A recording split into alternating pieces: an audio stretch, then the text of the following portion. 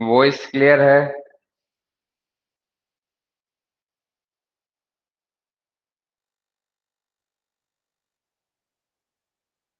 Am I audible or not?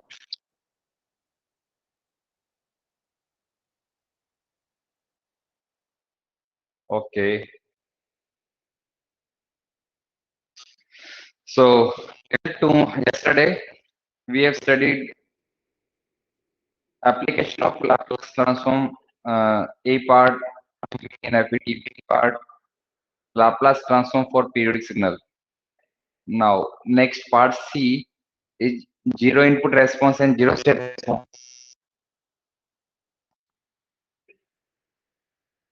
Right, sir. Zero input response and zero state response.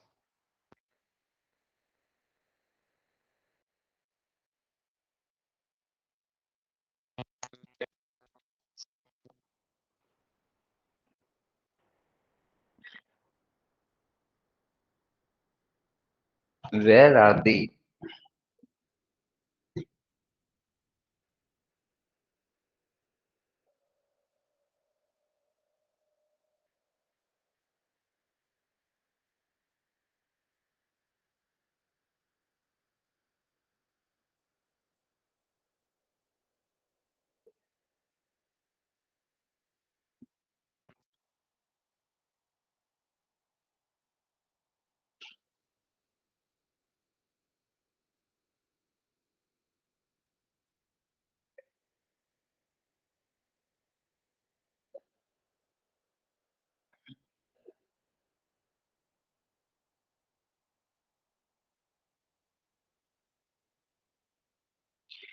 Okay, मैंने आपको एक page share किया है group के अंदर, उसको आप पढ़े।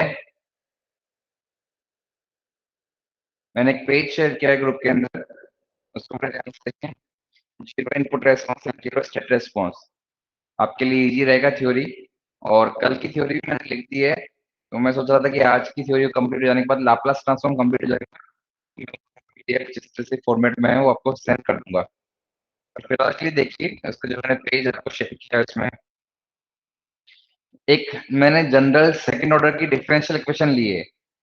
Let's suppose a2 d2y by dt square plus a1 dyt by dt plus a naught yt plus equals to b1 dxt by dt plus b naught xt है, जहां yt is the output and xt is the input। ये एक LTA system की differential equation है। हमारे syllabus तक generally second order तक ही हमें प्रैक्टिकली मिलती है। जैसे कि आपने देखा होगा, जो आरएलसी नेटवर्क होते हैं जहां इंडक्टर और कैपेसिटर दोनों होते हैं, वो नेटवर्क अपने आप में सेकेंड ऑर्डर डिफरेंशियल इक्वेशन रखता है। उसको सोल्व करते वक्त हमें सेकेंड ऑर्डर डिफरेंशियल इक्वेशन को सोल्व करना होता है।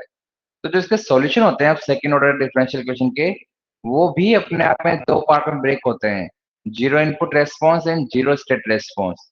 गेट में क्वेश्चन आया है तो हमें इसको थोड़ा सा ध्यान से देखना होगा।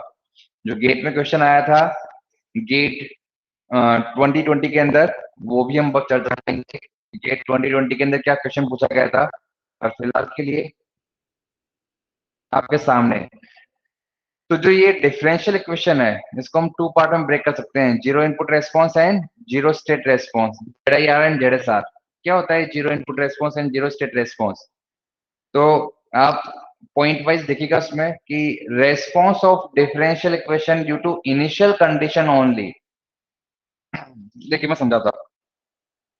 ये वाई टी है आपका,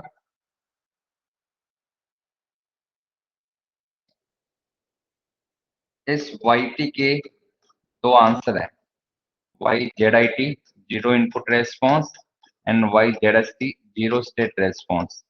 वन बाय वन करने वाले हैं। सबसे पहले वाई जेड आई टी जीरो इनपुट रेस्पॉन्स, इसके लिए क्या करें? उसने बोला कि आप पढ़ते हैं, मैंने पूरी तरह से नोट्स की फॉर्मेट में आपको लिखकर दे दिया है, तो उतारने की जरूरत आपको नहीं है, आप बस समझिए। देखिए यहाँ पर जीरो इनपुट रेस्पॉन्स के अंदर क्या होगा, तो इसके अंदर आप इनपुट एक्स टी को जीरो कर देंगे। जीरो इनपुट रेस्पॉन्स में क्या होगा, देंगे। मैं टेबल्स नहीं बनाता हूँ, टेबल्स तो आपको भेज दिए नोट्स की फॉर्मेट में, बट मैं आपको बताता हूँ कि जब आप इनपुट को जीरो करते हैं, तो जो डिफरेंशियल इक्वेशन है आपकी, उस डिफरेंशियल इक्वेशन में जो राइट वाला है वो जीरो हो जाएगा, इसको हम बोलते हैं होमोजेनियस इक्वेशन। तो आपको आउटपुट के अंदर होमोजेनियस इक्वेशन मिल जाएगी। फिर से बता दूं मैं, वाई टी आउटपुट को रिप्रेजेंट करता है यहाँ पर, और जो एक्स टी वो इनपुट को रिप्रेजेंट कर रहा है सिस्टम के अंदर। तो अब जो ये सिस्टम की डिफरेंशियल इक्वेशन है उसको सोल्व कराते हैं। हमारा एम क्या है? हमारा एम है इस सिस्टम की इक्वेशन से आउटपुट वाई टी निकालना। एक सिस्टम है जो कि इस डिफरेंशियल इक्वेशन से डिस्क्राइब किया गया है, उसके अंदर इनपुट एक्स ऑफ टी कुछ गिवन होगा, हो सकता है वहां पर कुछ इनिशियल कंडीशंस भी दी हुई हो। बता दूं मैं फिर से, zero input response and zero state response भी हम प्रैक्टिकल टाइम में ही प्रैक्टिकल यूज में लेते हैं, और प्रैक्टिकल जितने भी यूज ले रहे हैं एप्लीकेशन जो भी हम कल से पढ़ रहे हैं वो सब टी ग्रेटर देन जीरो पे होते हैं। तो यहाँ पर भी सारी कहानी ऐसी है कि हमें टी ग्रेटर देन जीरो पे आउटपुट निकालना होगा। तो इनपुट का आपको दे रखा है, तो मतलब जो इनपुट दे रखा हो उसमें हो सकता है कुछ इनिशियल कंडीशंस भी दी हो। अगर कुछ इनिशियल कंडीशंस भी दी हुई है तो वो भी हमको सोल्व करना सीखना है। तो अब सबसे पहला काम, इसके जो दो आउटपुट आ सकते हैं, एक है जीरो इनपुट रेस्पॉन्स एंड एक है जीरो स्टेट रेस्पॉन्स। सबसे पहले निकालते हैं जीरो इनपुट रेस्पॉन्स। ये केवल ट्रांजिएंट रेस्पॉन्स होता है, ये केवल इनिशियल कंडीशंस की वजह से आता है। यहाँ पर हम बोलेंगे कि आपका जो इनपुट है उसको आप जीरो कर दीजिए, तो जो आपके पास इक्वेशन मिल रही है होमोजेनियस इक्वेशन, इसके अंदर लाप्लास लीजिए by the help of initial conditions. मैं बताता हूँ। लाइक जैसे इनपुट को आपने जीरो कर दिया तो इक्वेशन बचेगी क्या? सर इक्वेशन बचेगी a two D Y T by D t square plus A one d Y T by D T plus A not y t. ये एक डिफरेंशियल इक्वेशन अब आपको मिलेगी जहां आपने इनपुट को जीरो कर दिया है। क्वेश्चन क्वेश्चन आएगा वो मेरे लिए क्या होगा? Zero input response. अब इसका सॉल्यूशन कैसा आएगा? तो sir bye taking the Laplace, अगर आप इसका लाप्लास ले लेते हैं, आपको कुछ भी नोट डाउन नहीं करना है, मैंने सब कुछ लिख के हैंड रिटन नोट्स में आपको भेज दिया है। बाय टेकिंग लाप्लास ट्रांसफॉर्म, अगर हम इसका लाप्लास ट्रांसफॉर्म लेते हैं तो हमें पता है कि हमें क्या मिलने वाला है? ए टू एस पर वाई एस। अगर सिर्फ मैं ये लिखता हूं A one S Y S plus A not Y S equals to zero, Y S common ले लीजिए, A two S square plus A one S plus A not equals to zero. तो Y of S हमेशा क्या आएगा? Zero. तो Y जो zero input response Z आई T क्या आएगा? जीरो। क्यों? अरे सर जब आप इनपुट को जीरो करते हैं तो देखा लाप्लास जो भी लेंगे कॉमन लेंगे, और जो कॉमन वाला पोर्शन डिवाइड में जाएगा सब कुछ जीरो ही आएगा सर। जीरो इनपुट रेस्पॉन्स तो हमें जीरो रहना चाहिए। तो आप एक गलती कर चुके हैं कि जब जीरो इनपुट रेस्पॉन्स निकालते हैं तो इनपुट को तो जीरो करते हैं बट इनिशियल कंडीशन जरूर लेते हैं। आप इनिशियल कंडीशंस नहीं लिए। इनिशियल कंडीशंस कहाँ लिए?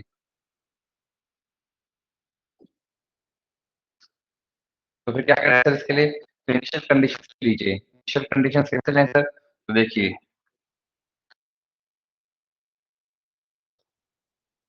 ए टू एस पर Y s minus s Y zero minus minus d y by D t at zero minus plus A one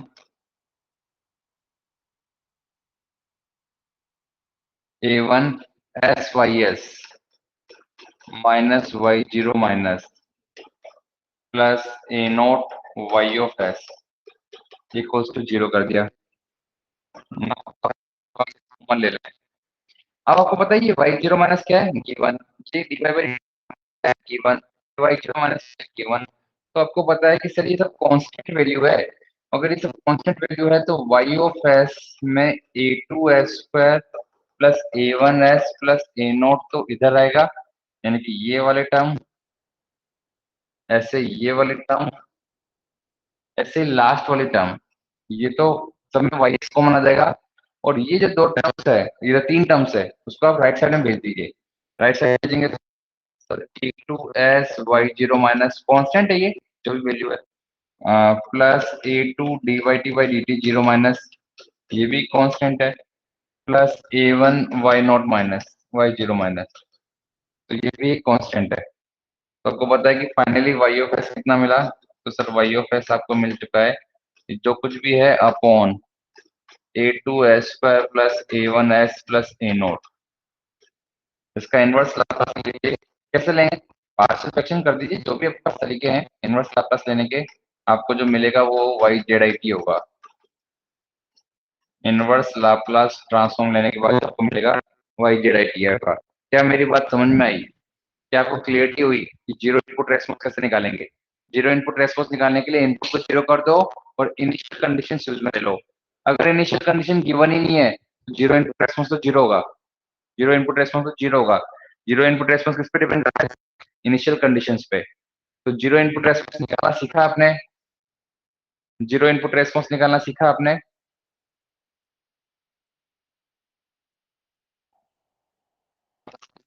तो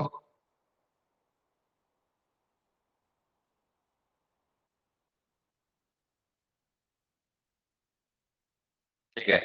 अब आते हैं जीरो स्टेट रेस्पॉन्स पर। जीरो स्टेट रेस्पॉन्स कैसे निकालते हैं? जो लेट आए हैं उनको चीज समझ में आएगी ही नहीं। अब इतना बड़ा टॉपिक है, इससे ज्यादा तो मैं वेट कर ही नहीं सकता। ना देखिए, जीरो स्टेट रेस्पॉन्स कैसे निकालते हैं। जीरो स्टेट रेस्पॉन्स के अंदर आपको इनपुट लेना है काम में, लेकिन इनिशियल कंडीशन नहीं। ये आपके पास डिफरेंशियल इक्वेशन है।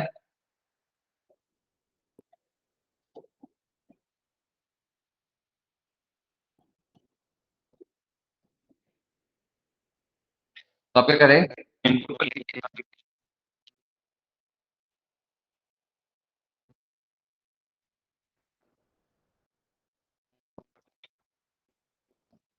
इनिशियल कंडीशन है। अब लाप्लास लेंगे तो आपको पता है कि यहाँ पे Y मिलेगा। लाप्लास लेने पे क्या आएगा? Sir A2s² plus A1s plus A0। और इधर क्या आएगा? Sir B1s into x s plus B0 into x s. X of s common ले लेता हूँ। एक्स कुछ वैल्यू थी, मान लीजिए एक्स की आपका e की पावर माइनस टी यूटी है, तो ये 1/s प्लस हो जाएगा। कुछ ना कुछ आएगा। तो फाइनली सर आपको पता है Y कितना मिलेगा? B1s plus B0 into x of S upon A2s² plus A1s plus A0। अब इसका इनवर्स लाप्लास ट्रांसफॉर्म ले लेना। कैसे? सबसे बेस्ट तरीका है पार्शियल फ्रैक्शन। और वहां से तुम्हें जो मिलेगा वो होगा जीरो स्टेट रेस्पॉन्स। तुम्हें मिलेगा वो है जीरो स्टेट रेस्पॉन्स। तो जीरो इनपुट रेस्पॉन्स और जीरो स्टेट रेस्पॉन्स समझ में आया कैसे निकालते हैं?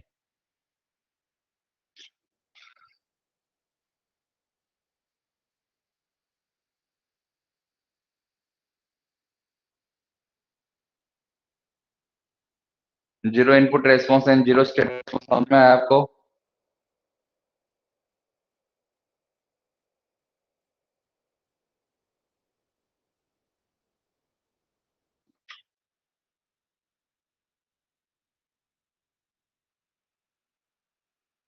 अरे कुछ बोलो।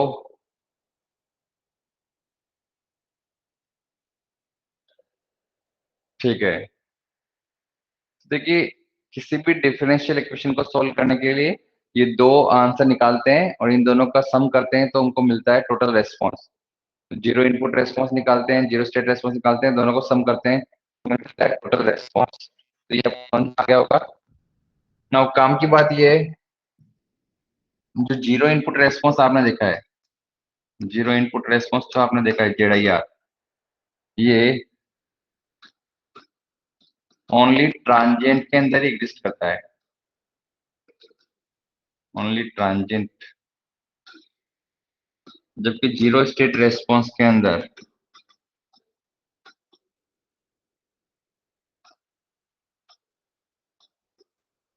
May have transient value. Transient value भी हो सकती है, प्लस स्टडी स्टेट भी होगा। स्टडी स्टेट वैल्यू भी होगा।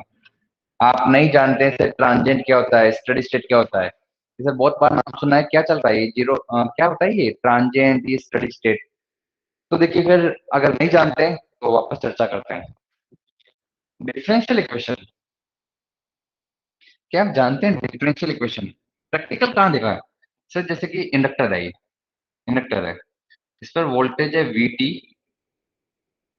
इंडक्टेंस की वैल्यू कांस्टेंट L है कुछ, इसमें करंट कुछ जा रही होगी इसमें आई ऑफ टी। तुम्हें पता है वोल्टेज और करंट किस तरह से आपस में कनेक्टेड है? तो कनेक्टेड है v t equals to L d i t by D t. ये होता है फ्रॉम फेराडेज लॉ। आप ऐसे अप्लाई करते हैं, नेटवर्क थ्योरी के अंदर आपने ऐसे अप्लाई किया है। अगर ऐसा है तो ये डिफरेंशियल टर्म है वोल्टेज करंट के बीच में। जब आप केवीएल लगाते हैं तो आप क्या करते हैं उस टाइम पे, तो उसमें सम सारे जो टोटल वोल्टेज का सम है एक लूप में, इन ए लूप आप सारे वोल्टेज का सम जीरो कर देते हैं। एक इंडक्टर होगा, एक रजिस्टर होगा, एक बैटरी होगी, इधर भी कुछ होगा, लेकिन इस वाले लूप के अंदर सबका सम जीरो करेंगे। तो आपको पता है इस वोल्टेज की जब सम जीरो कर रहे होंगे तो इस पे तो आई इंटू आर आ रहा होगा। ये तो 5 वोल्ट की बैटरी तो कुछ 5 वोल्ट आ रहा होगा, लेकिन ये जो आ रहा होगा 2 di/dt। इसने, बाकी सब तो चीजें कांस्टेंट थी, इसने पूरी इक्वेशन कैसे बना दी? Differential equation. क्या कन्वर्ट कर दिया इसने? Differential equation. हालांकि इसको आप ऐसे बोलते हो इक्वल्स टू 5। और यहाँ कोई 5 वोल्ट की बैटरी थी तो इसने इन दोनों में वोल्टेज जो इस तरह से जा रहा है। पर काम की बात ये है कि सर अगर ऐसा है तो हमको पता है कि डिफरेंशियल इक्वेशन मिल गई तो अब इसको सोल्व कैसे करेंगे हम? तो सोल्व करने के लिए जो सिंपल तरीके हैं वो नहीं काम आएंगे। सिंपल तरीके कैसे? नेटवर्क थ्योरी के अंदर आपने देखा होगा कि जब रजिस्टर है सिर्फ, तो आपको इक्वेशन मिल रही होगी 3i1 plus 2i2 equals to 5, 5i1 minus 3i2 equals to -2। आपको i1 और i2 मिल जाएगा। दो इक्वेशन मिली होगी, दो लूप थे तो दो इक्वेशन मिली होगी आपको। इन दोनों को सोल्व किया आपने तो आपको I one and I two मिल गया है। इसमें माना कि करंट आई वन थी, इसमें माना कि करंट आई टू थी, तो जो करंट सोल्व किया आपको I one and I two मिल गया। ये लीनियर सिस्टम है, लीनियर सिस्टम को सोल्व करना बहुत आसान है। लेकिन डिफरेंशियल सिस्टम है तो डिफरेंशियल को सोल्व कैसे करें? तो सोल्व करने के तरीके होते हैं। यहाँ पर डिफरेंशियल इक्वेशन हम सिग्नल सिस्टम के अंदर ही पढ़ते हैं। ये आप प्रैक्टिकली अप्लाई करने वाले एप्लीकेशन में बात करने लगे तो प्रैक्टिकल एप्लीकेशन में भी काम में लेते हैं। तो इसका सिग्नल सिस्टम वाले जो नाम लेते हैं वो है ZIR and ZSR, zero input response and zero state response. बहुत सी बार नेटवर्क थ्योरी में आपने देखा होगा नाम देते हैं natural response and force response, natural response and force response.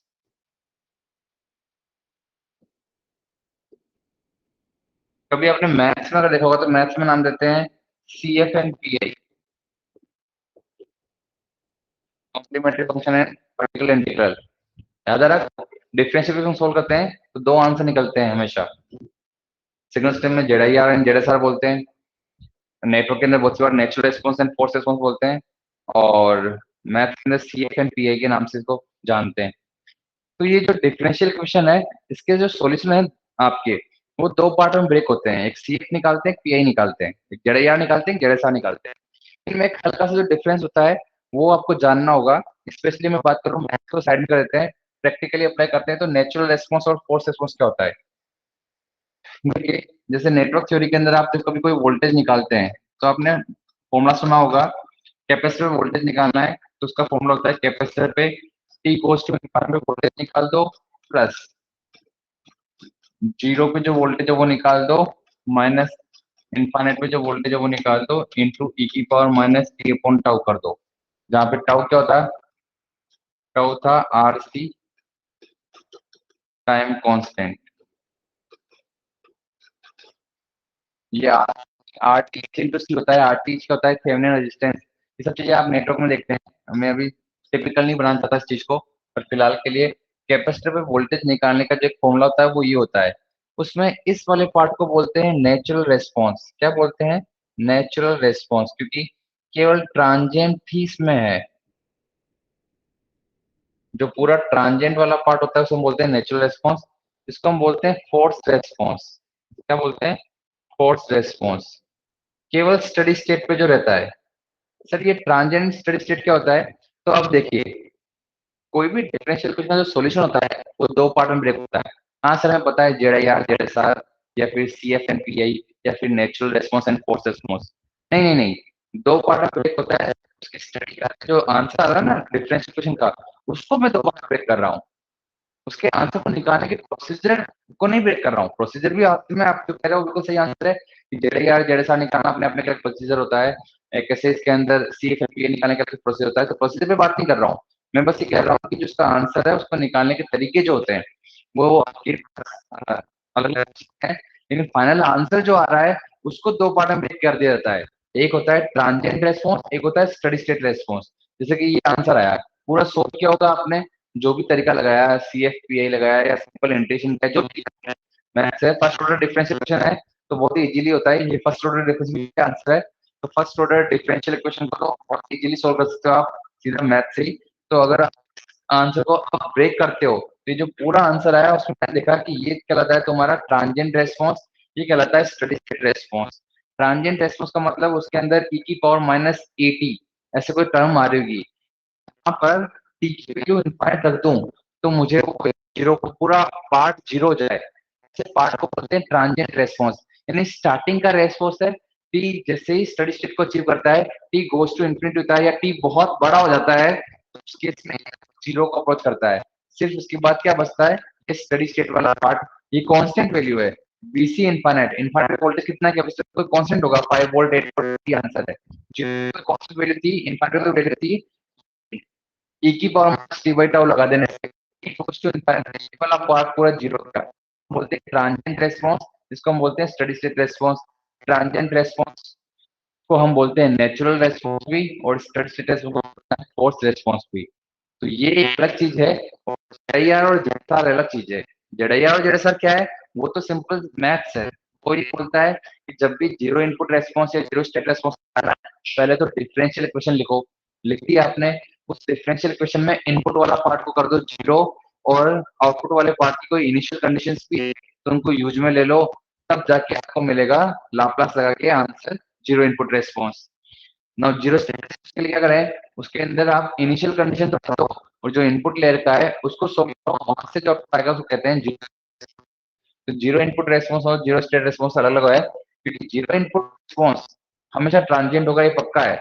But zero state response के अंदर भी कुछ ट्रांजिएंट आ सकता है, प्लस स्टेडी स्टेट कर सकता है। देखता हूँ मैं, जैसे ये एग्जांपल लेता हूँ, एक सिंपल एग्जांपल लेता हूँ नेटवर्क थ्योरी का, जो आपका किया हुआ होगा। अगर आपका नहीं किया हुआ है तो भी चुपचाप सुन लीजिए। Let's take an example, let's take an practical example.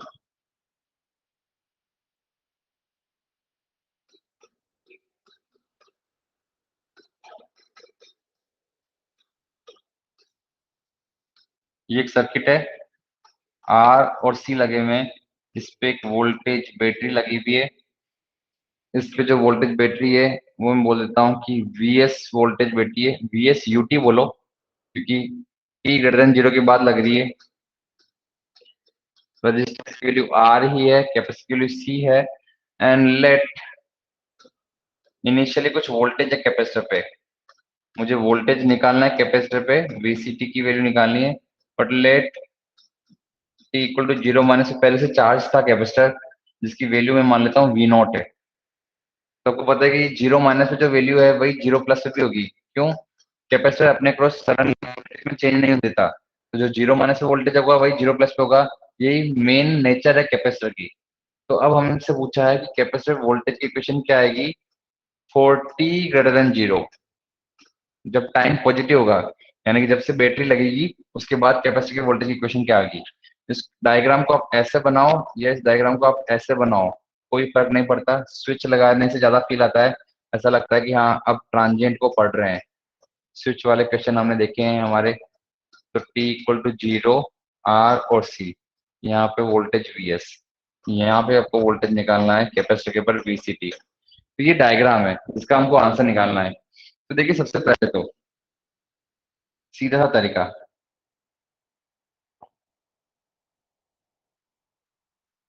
For t greater than 0 एक वोल्टेज की बैटरी है VS, एक रेजिस्टेंस है R, एंड एक कैपेसिटेंस है C। इसके ऊपर आपको जो वोल्टेज निकालना होता है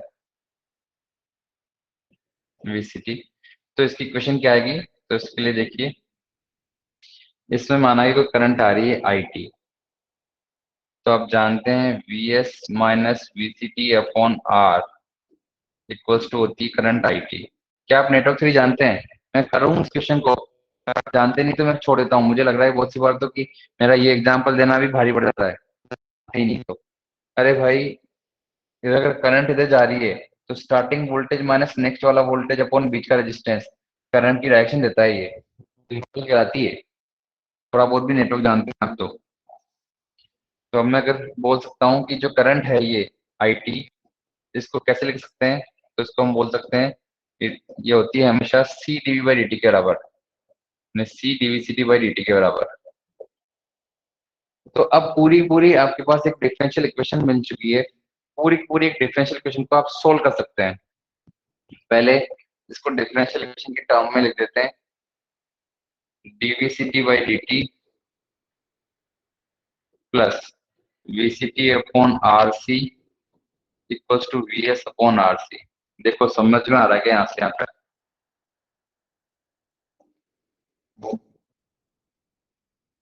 ये आपके लिए अपने आप में एक डिफरेंशियल इक्वेशन बन गई, first order, first order differential equation, first order differential equation. First order क्यों? क्योंकि सर यहाँ पर डिफरेंशिएशन की हाईएस्ट जो डिग्री है वो कितनी है, मतलब डिफरेंशियल की हाईएस्ट जो टर्म है वो कितनी है, फर्स्ट है। इससे इसका ऑर्डर कितना होगा? फर्स्ट ऑर्डर होगा। वैसे भी फर्स्ट ऑर्डर में आता अगर कैपेसिटर और नेटवर्क, तो फर्स्ट ऑर्डर सर्किट कहलाता है। अगर उसमें इंडक्टर भी शामिल होता है तो सेकंड ऑर्डर सर्किट कहलाता है। तो केवल कैपेसिटर और रेजिस्टर से बना हुआ सर्किट तो फर्स्ट ऑर्डर कहलाएगा। अब इसको सॉल्व करने का तरीका क्या होगा तो आपको बता दूं फिर से। मेथड नंबर 1, वीसीटी का फॉर्मूला, मैं इसको ड्राइव नहीं कर रहा यहाँ पे, सीधा लिख रहा हूँ।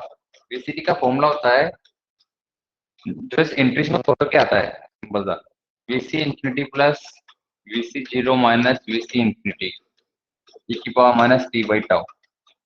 आप जानते हैं ये क्या होता है, नेचुरल रेस्पॉन्स, ये होता है फोर्स रिस्पॉन्स।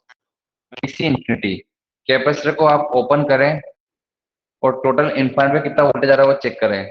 तो इनफाइनाइट वोल्टेज आ रहा है इसके ऊपर, सारा सोर्स वोल्टेज वी एस। तो आप इसको लिख दें कि सारा वोल्टेज आएगा वी एस कैपेसिटर पे। स्टार्टिंग वोल्टेज था V not minus V S E की power minus T by time constant R into सी।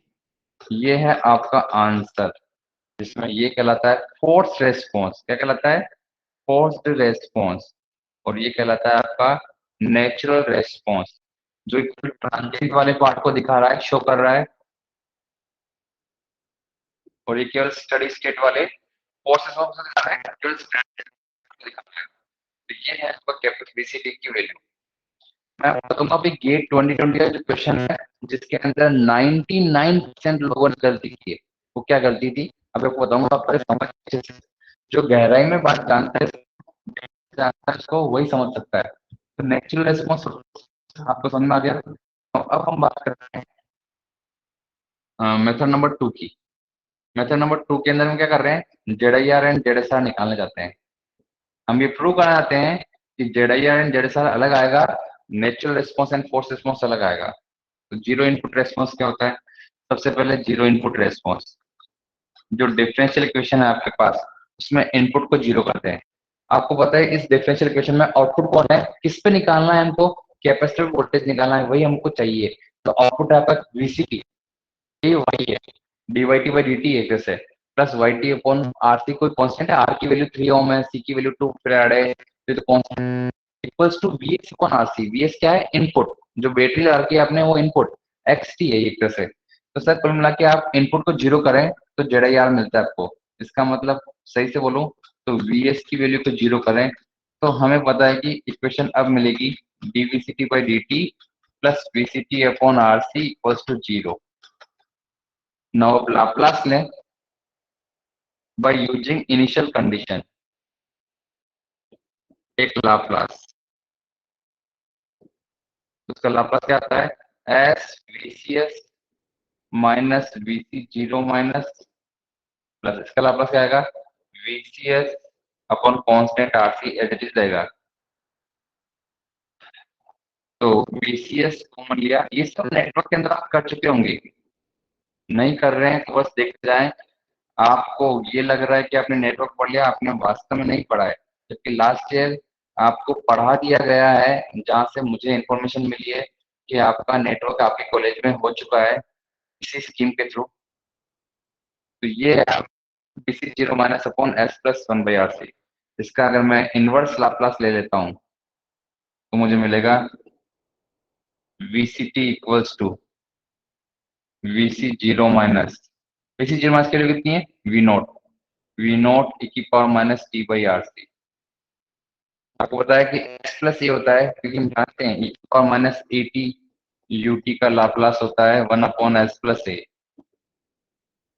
तो हमें पता है यहाँ पे s प्लस ए, तो यहाँ पे a की वैल्यू 1/RC है e की power minus A T. Sir ut भी लगा दो, मैंने पहले ही बोल दिया कि t ग्रेटर देन 0 पे निकाल रहा हूँ, इसलिए सीधा सा आंसर लिख रहा हूँ मैं। तो ये तो गया फर्स्ट आंसर। इसे हम बोलेंगे जीरो इनपुट रेस्पॉन्स। क्या ये केवल ट्रांजिएंट में एग्जिस्ट करता है? हाँ सर, सिर्फ ट्रांजिएंट में एग्जिस्ट करता है क्योंकि टी की वैल्यू इनफाइनाइट रखते हैं, पहले जीरो जाएगा। तो जीरो इनपुट रेस्पॉन्स केवल ट्रांजिएंट में एग्जिस्ट करता है। जीरो स्टेट रेस्पॉन्स केवल स्टडी स्टेट में एग्जिस्ट नहीं करता है, उसमें ट्रांजिएंट भी हो सकता है। यही तो मेन डिफरेंस है नेचुरल रेस्पॉन्स और फोर्स रेस्पॉन्स में। नेचुरल रेस्पॉन्स में ट्रांजिएंट टर्म को एक साथ इकट्ठा कर लो और फोर्स रेस्पॉन्स में केवल स्टडी स्टेट टर्म को अलग कर दो।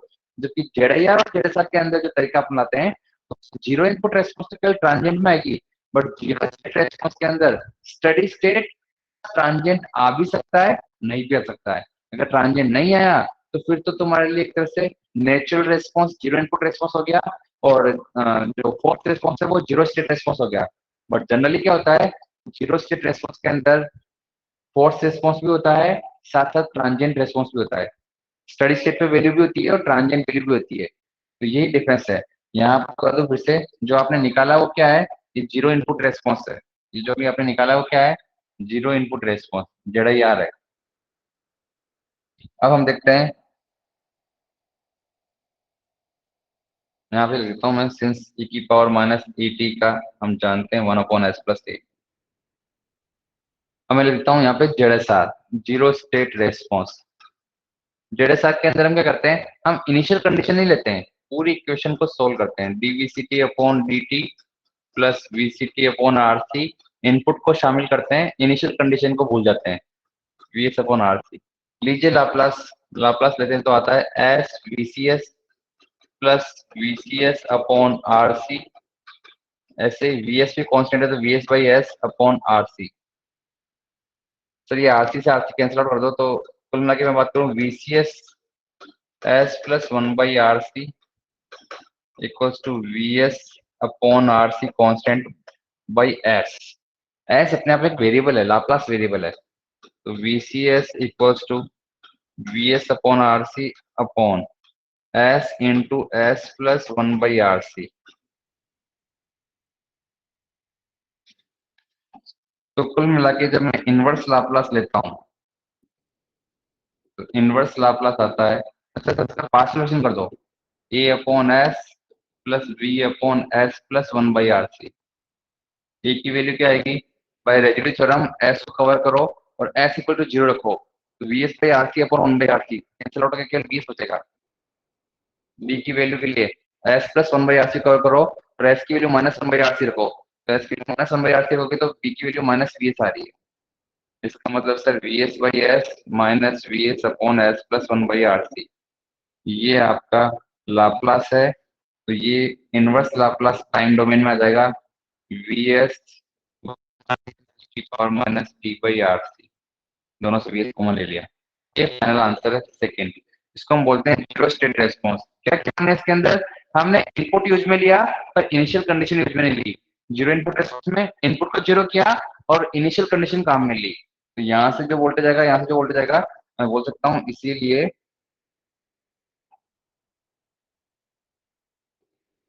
जो टोटल वोल्टेज है वो क्या आएगा, जीरो इनपुट वाला भी और जीरो स्टेट वाला भी, दोनों आंसर को कर दो। ये तो था केवल वी नॉट ई की power minus T by R C, और यहाँ था V S one minus E की power minus T by R सी।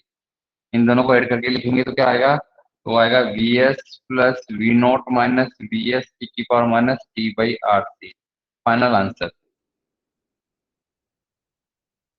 ये मेथड नंबर 2 का आंसर है। बताओ मेथड नंबर 1 से मैच कर रहा है क्या? मेथड नंबर 1 देखा तो पता चला मेथड नंबर 1 का भी यही आंसर आता। वहाँ पे सिंगल वन लाइन में लिख दिया था अपने इस फॉर्मूले को यूज में रहते हुए। ये फॉर्मूला कैसे ड्राइव होगा, आपने नेटवर्क थ्योरी में देखा होगा। मैं चाहूँ तो यहाँ पे भी ड्राइव कर दूंगा, लेकिन कोई मतलब नहीं है, आपको पता है नेटवर्क थ्योरी के अंदर ये फॉर्मूला लगाते हैं आप। तो आपको पता है दोनों से आंसर आया और दोनों में एक छोटा सा डिफरेंस है, ये पता होना चाहिए। 99% बच्चों को नहीं पता है कि नेचुरल रेस्पॉन्स रेस्पॉन्स के अंदर और जीरो इनपुट स्टेट रेस्पॉन्स के अंदर आपस में डिफरेंस है। ज्यादातर लोग ये जानते हैं कि zero input response natural response ही होता है और zero state response force response ही होता है। ऐसा नहीं है। आपको पता है ये आया आपका नेचुरल रेस्पॉन्स, ये आया आपका फोर्स रेस्पॉन्स। यहाँ पर ये आया आपका जीरो इनपुट रेस्पॉन्स, आया जीरो स्टेट रेस्पॉन्स। आंसर तो सेम आएगा, सेम आएगा, फाइनल तो सेम ही आना चाहिए।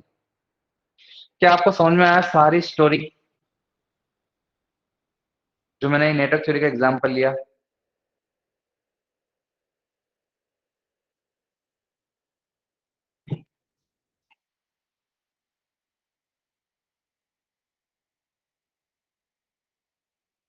ठीक है, तो नोट्स तो मैं आपको पहुंचा रहा हूँ, मैं आपको भेज दूंगा। नेक्स्ट स्क्रीनशॉट आपके ग्रुप में डाल रहा हूं मैं, उसमें क्वेश्चन है उसको करिए, उसमें क्वेश्चन है उसको करिए। ये स्क्रीनशॉट मैंने भेज दिया आपके ग्रुप में। सब है ना ग्रुप में?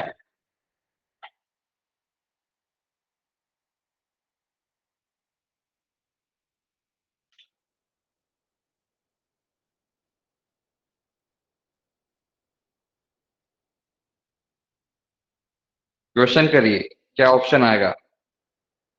क्वेश्चन आपके सामने है, ग्रुप में भेज दिया मैंने। एग्जाम्पल नंबर 1 देखिए, part A, find out zero input response.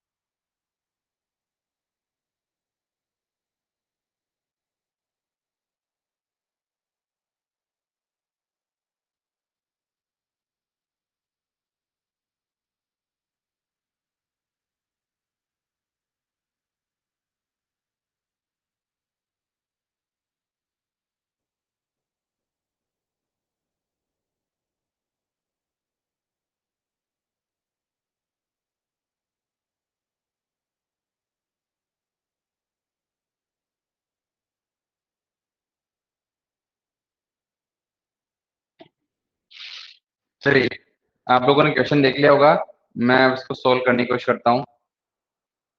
मुझे अपना आशीर्वाद बनाए रखना, मेरे पे अपना आशीर्वाद बनाए रखना। मैं ट्राई करूँ। क्वेश्चन सबको दिख रहा है ना? एग्जाम्पल सबको नजर आ रहा है ना? तो देखिए question,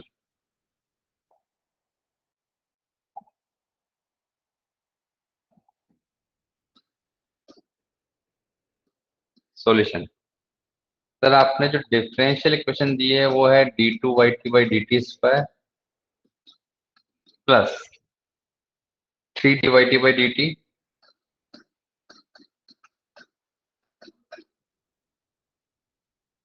plus 2 y t equals to x of t। Value दी हुई है इनिशियली, y0 माइनस की वैल्यू है 3 and dy t/dt 80 equal to 0 minus पे दे रखा है 4। एक्स टी दिया हुआ है e की पावर माइनस 2t ut, ये इनपुट दिया हुआ है। आपसे पूछा है कि जीरो इनपुट रेस्पॉन्स क्या होगा, तो सब जीरो इनपुट रेस्पॉन्स के लिए हम इनपुट को तो कर देते हैं जीरो, और फिर इनिशियल कंडीशन के साथ ले लेते हैं लाप्लास। डायरेक्टली कर रहा हूँ, लाप्लास ले रहा हूँ s square Y s minus s Y zero minus minus d y by D t at zero minus plus 3 s Y s minus Y zero minus plus 2 y s equals to, input तो zero लेना है, zero input response की बात कर रहे हैं ना, तो इनपुट लेना है जीरो। तो सर इनपुट क्यों दिया हुआ है, आपको बस उल्लू बनाने के लिए, इनपुट काम में नहीं आएगा, जीरो इनपुट रेस्पॉन्स में तो इनपुट काम में नहीं आएगा। तो sir y of s common लिया, तो s square plus 3s plus 2 आ गया, ये वाली टर्म, ये वाली टर्म और ये वाली टर्म, और ये जो टर्म्स है इनको सबको राइट साइड में भेज दो। S into y zero minus के लिए 3 है, तो सर 3s, ये +4 हो जाएगा, तो +4 आ जाएगा, और -3 y0 माइनस यानी कि +9, यानी कि सर वाई एस आ रहा है 3s plus 13 upon s+2 s+1, करेंगे एस स्क्वायर प्लस 3s+2 के, तो s+2 s+1 आएंगे। अब जब इसका इनवर्स लाप्लास लोगे तो आपको जीरो इनपुट रेस्पॉन्स मिलेगा। इसके लिए कैसे लेते हैं sir, partial fraction a upon s+2 plus b upon s+1। Logic समझ में आ गया तो फिर तो लाप्लास लेना हमको आता है। अब a की वैल्यू कैसे निकालते हैं, s+2 कवर करो और s की वैल्यू -2 रखो, तो -6 + 13 प्लस का 7, -7 आ रहा है सर, और b की वैल्यू s+1 करो, s की वैल्यू -1 रखो, तो सर प्लस का 10 आ रहा है, इसलिए 10/s+1 -7/s+2, इसलिए जो आंसर आ रहा है आपका वो सी ऑप्शन है, zero input response 10 e⁻t -7 e⁻2t, answer C, answer C. देखो समझ में आ गया।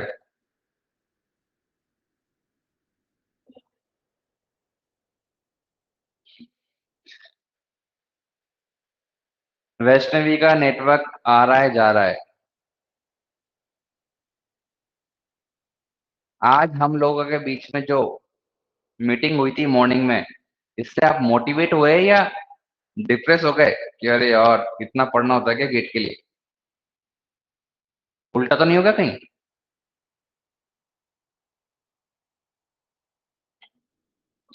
क्योंकि आपके लिए उल्टा भी हो सकता है, इसलिए मुझे कोई आश्चर्य नहीं होगा कि अरे आप बोलने की सर मैं तो डिमोटिवेट हो गया था, क्योंकि आप लोगों को अभी तक हवा में है, आप लोगों को अभी तक पता नहीं गेट कैसा होता है। तो मैंने जो कड़वा सच है, बिटर ट्रूथ है, तुम्हारे सामने रखा, लेकिन मैंने साथ साथ उसमें आपको एग्जांपल्स भी दिए, और भी एग्जांपल्स है जो दे सकता हूँ, जो कि पहले गेट से पहले इतने अच्छा नहीं कर रहे थे, फिर गेट को बहुत अच्छा फोड़ा, और वो तो एग्जाम्पल है ही जो पहले भी अच्छा कर रहे थे और गेट में भी अच्छा किया था।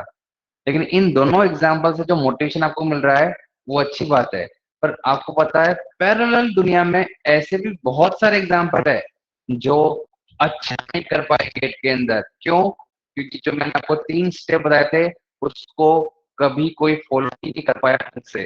अदरवाइज मैं गारंटी लेता हूँ कि तीनों स्टेप्स फॉलो करने वाला हर हाल में फोड़ के आएगा गेट को, ना फोड़े तो मेरे को बता दे।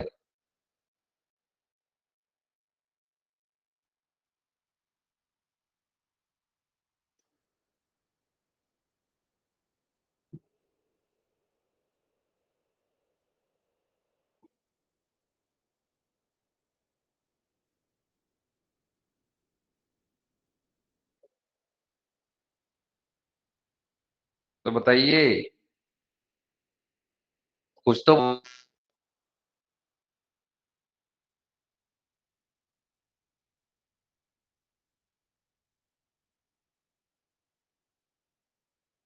कोई कुछ नहीं बोल रहा।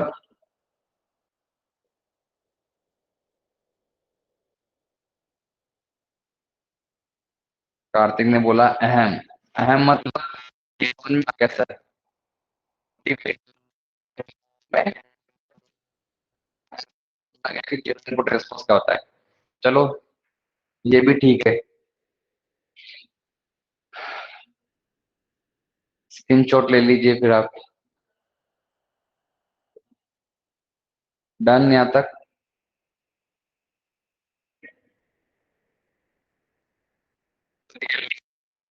और डिमोटिवेट हो गए थे यार, इतना पढ़ना होता है। Screen is not visible. Okay, Vaishnavi कह रही screen is not visible. Screen visible नहीं है बाकी लोगों को।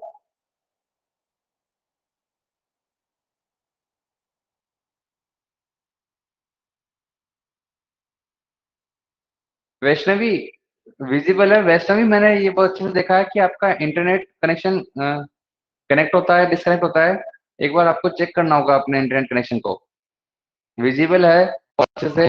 ये स्क्रीनशॉट है जिसका अगर आपने ले लिया, डन कर दिया, तो मैं आगे देख रहा हूँ।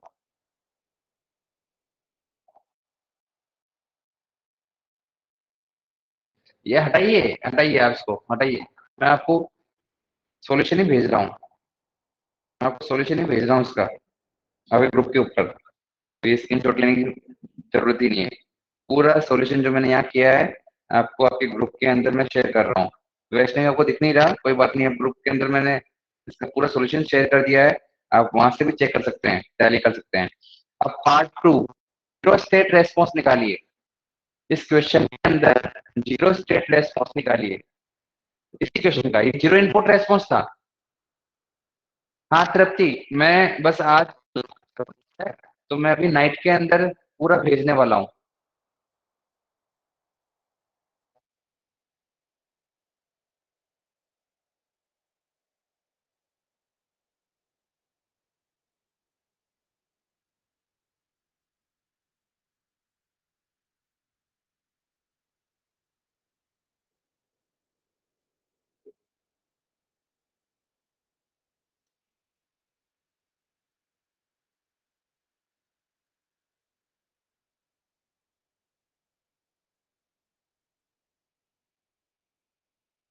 स्टेट रेस्पॉन्स निकालें सेम क्वेश्चन का। अब क्या करेंगे आप, अभी भी जो आपको इक्वेशन दी हुई है, जो सेकेंड ऑर्डर डिफरेंशियल इक्वेशन है, d two y T by D t square plus three d Y T by D T plus two y t equal to x T.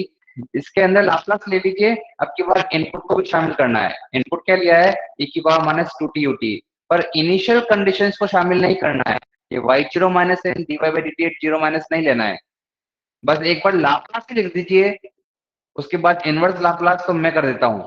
एक बार लाप्लास लिख दीजिए, पहला पार्ट समझ में आ गया आपको। बस ये दो लाइन लिखनी है, दो लाइन सही से लिख दीजिए आप। उसके बाद जो इनवर्स लाप्लास है वो मैं ले लूंगा। आप बस एक बार जीरो स्टेट रेस्पॉन्स करने के लिए क्या करते हैं वो समझ में आ गया क्या। लाप्लास ले लीजिए, सीधा लेते हैं हम, without any initial condition but by taking input x t. ये होता है जीरो स्टेट रेस्पॉन्स। जबकि जीरो इनपुट रेस्पॉन्स क्या होता है, इनपुट को जीरो करके and by taking the initial conditions only. तो सर इसी क्वेश्चन में अगर आपको जीरो स्टेट रेस्पॉन्स निकालना होता, if you have to calculate zero state response z then what would be the answer. तो देखिए जीरो स्टेट रेस्पॉन्स अगर आप इस क्वेश्चन में निकालते, तो क्वेश्चन जो इक्वेशन है वो है d two y T by D T plus three d Y T by D T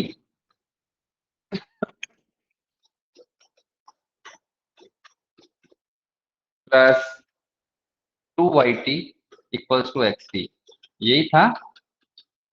Laplace ले लीजिए। लाप्लास होता है सर एस पर Y S plus three s Y s. Sir इसका लाप्लास एस पर वाई एस नहीं होता है। इसका लाप्लास होता है एस पर Y s minus s Y zero minus minus d y by D t at zero minus. तो मैंने तुम्हें कहा ना कि हम इनिशियल कंडीशन नहीं लेंगे। सिर्फ क्या आएगा, एस पर वाई एस। तो क्या आएगा, एस वाई एस। और यहाँ पे क्या आएगा, two y S equals to. Input भी लेना है। तो इनपुट है ई की power minus two t you t यानी कि 1/s+2, इसका लाप्लास कितना होता है 1/s+2।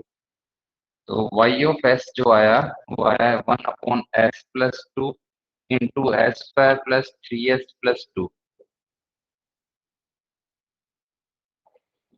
1/s+2 into s+1 into s+2, which means 1/s+1 and s+2 का स्क्वायर, यानी a/s+1 प्लस b। अब इसका पार्टीशन क्या था? अब यहाँ तक आपको समझ में आ गया ना मैंने क्या किया? अब क्या इसका इनवर्स लाप्लास ले सकते हैं? एक बार आप इसका इनवर्स लाप्लास ले लीजिए। हम 2 वीक से पढ़ रहे हैं इनवर्स लाप्लास लेना, पार्शियल फ्रैक्शन लेना मैंने आपको सिखाया है। एक बार लेके बताइए। यहाँ तक आपको समझ में आ गया? बस इसका इनवर्स लाप्लास लेंगे भैया आंसर होगा। मैं चेक करना चाहता हूँ कि कितना आपको इतना वाला पार्ट भी समझ में आया। इसका पार्शियल फ्रैक्शन लेके इनवर्स लाप्लास लेना आपको आता है क्या? ट्राई करिए, फिर मैं कर रहा हूँ, देखते हैं आपका आंसर मैच करता है या नहीं। ये जो आंसर आएगा इसे हम कहेंगे जीरो स्टेट रेस्पॉन्स।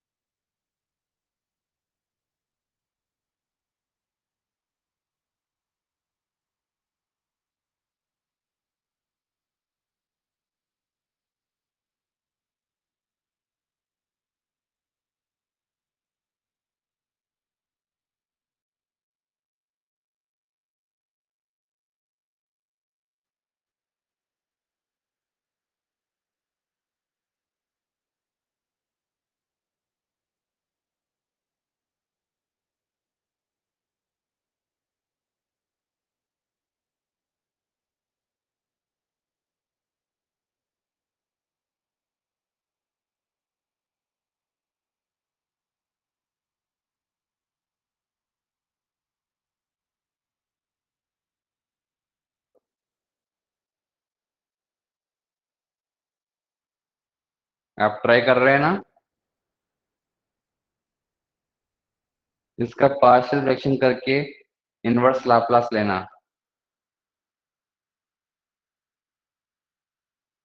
गुड।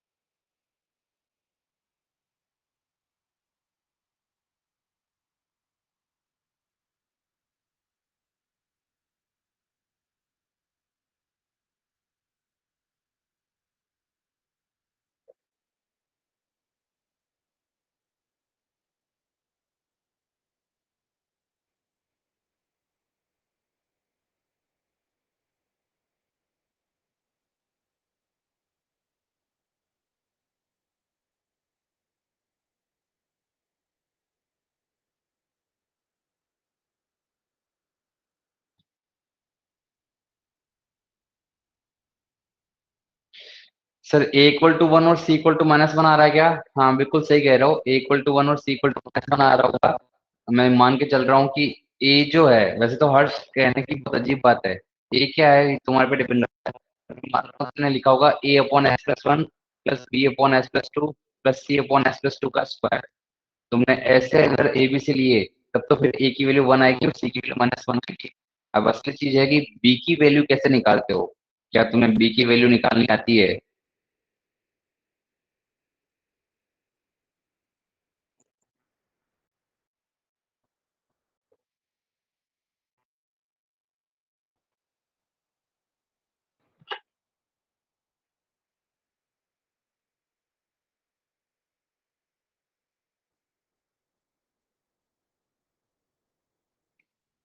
चलिए अब हम कर रहे हैं, बी की वैल्यू आप नहीं निकाल पाए।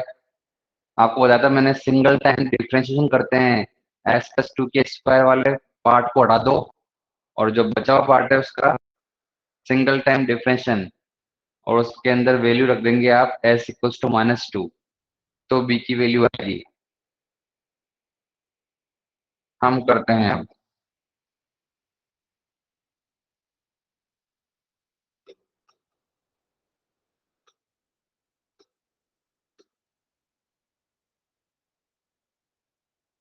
देखिए, गेट की तैयारी के लिए जब आप अंदर उतर चुके हैं तो जमकर उतरिए यार, आप जमकर उतरिए।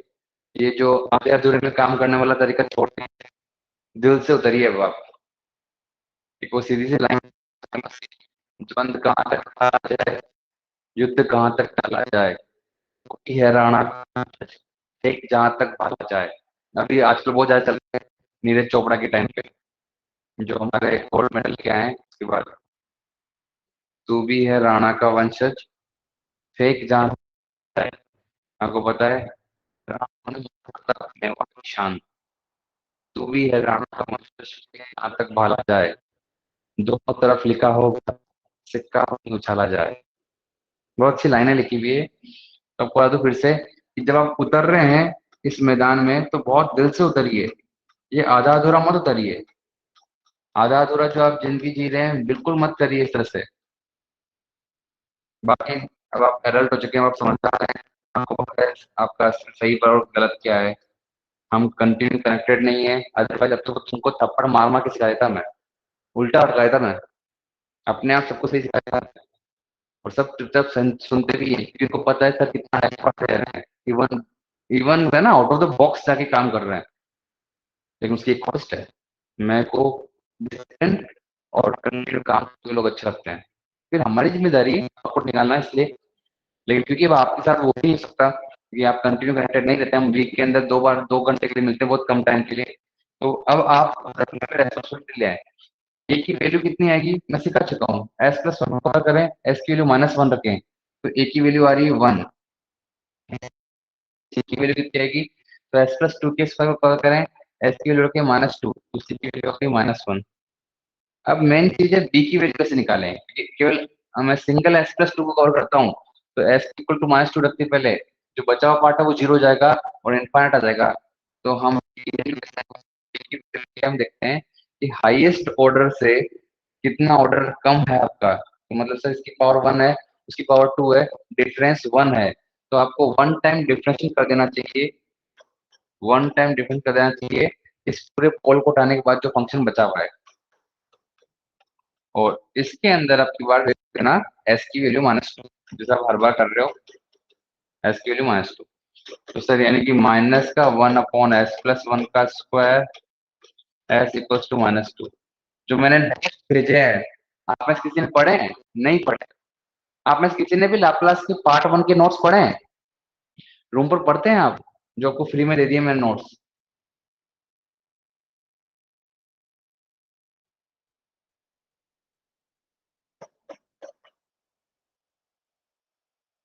नहीं पढ़े किसी ने भी? लाप्लास के पार्ट 1 के नोट्स जो मैंने ग्रुप में शेयर किए किसी ने भी नहीं पढ़े? Note a single student.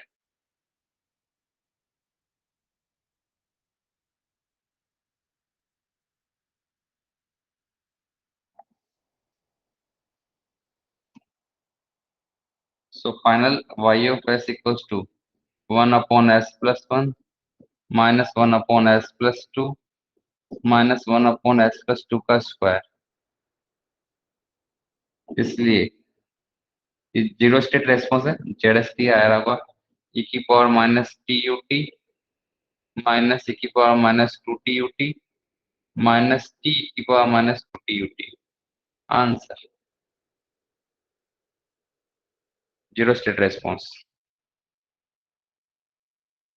Clear हुआ?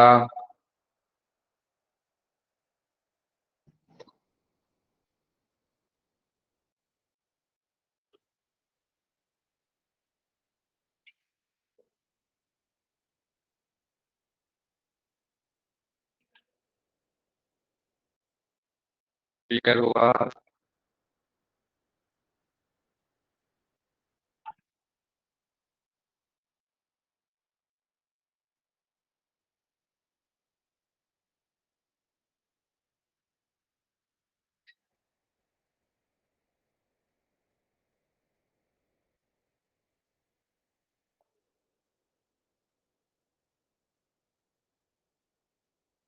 ओके, मैं क्वेश्चन देता हूँ। आपके पास सिंपल क्वेश्चन देता हूँ।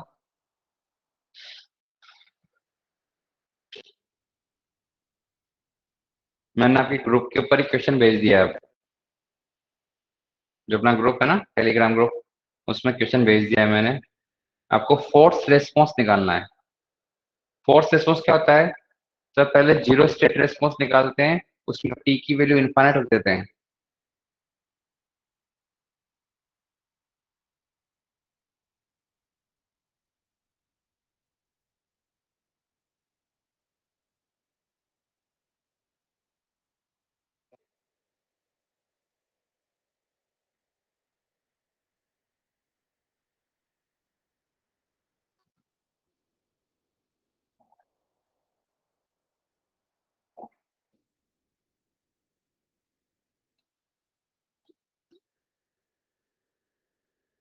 नेक्स्ट एग्जांपल है, बहुत सिंपल सा एग्जांपल लिया आपकी बार मैंने।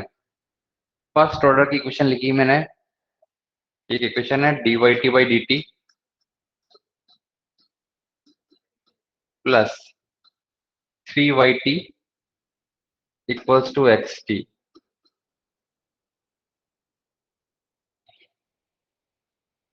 What is the force response?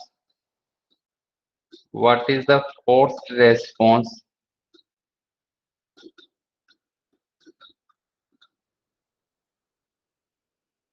of the system? What is the force response of the system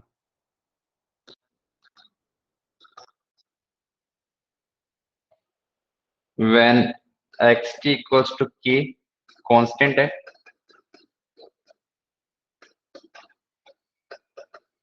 and x0 minus equals to 2? Force response बताना है आपको।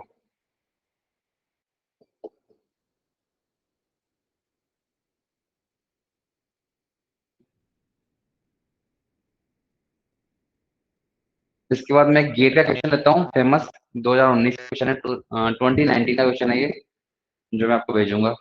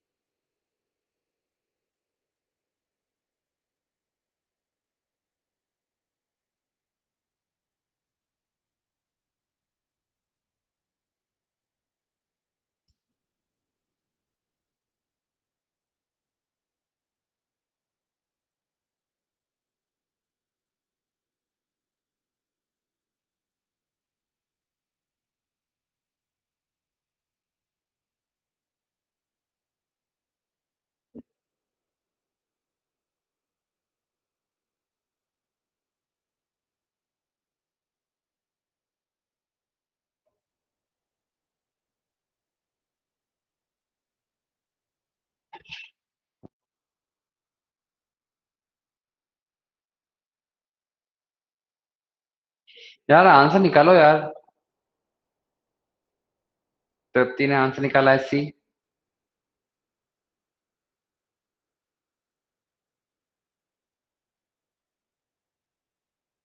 तृप्ति आप टेलीग्राम ग्रुप पे है ना?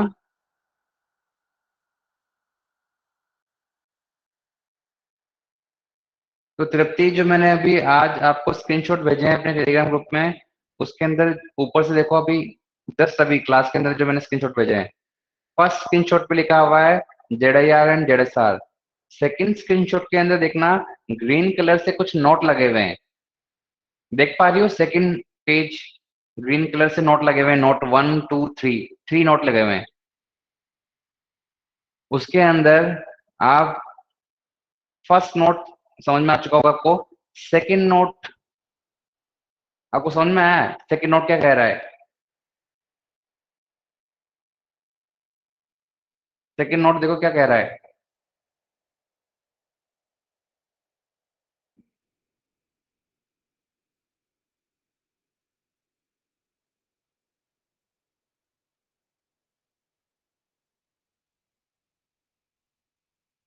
नहीं तृप्ति, ZSR मीन्स फोर्स रिस्पॉन्स नहीं होता है।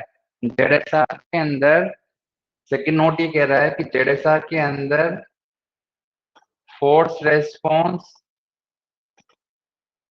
एंड नेचुरल रेस्पॉन्स दोनों हो सकते हैं।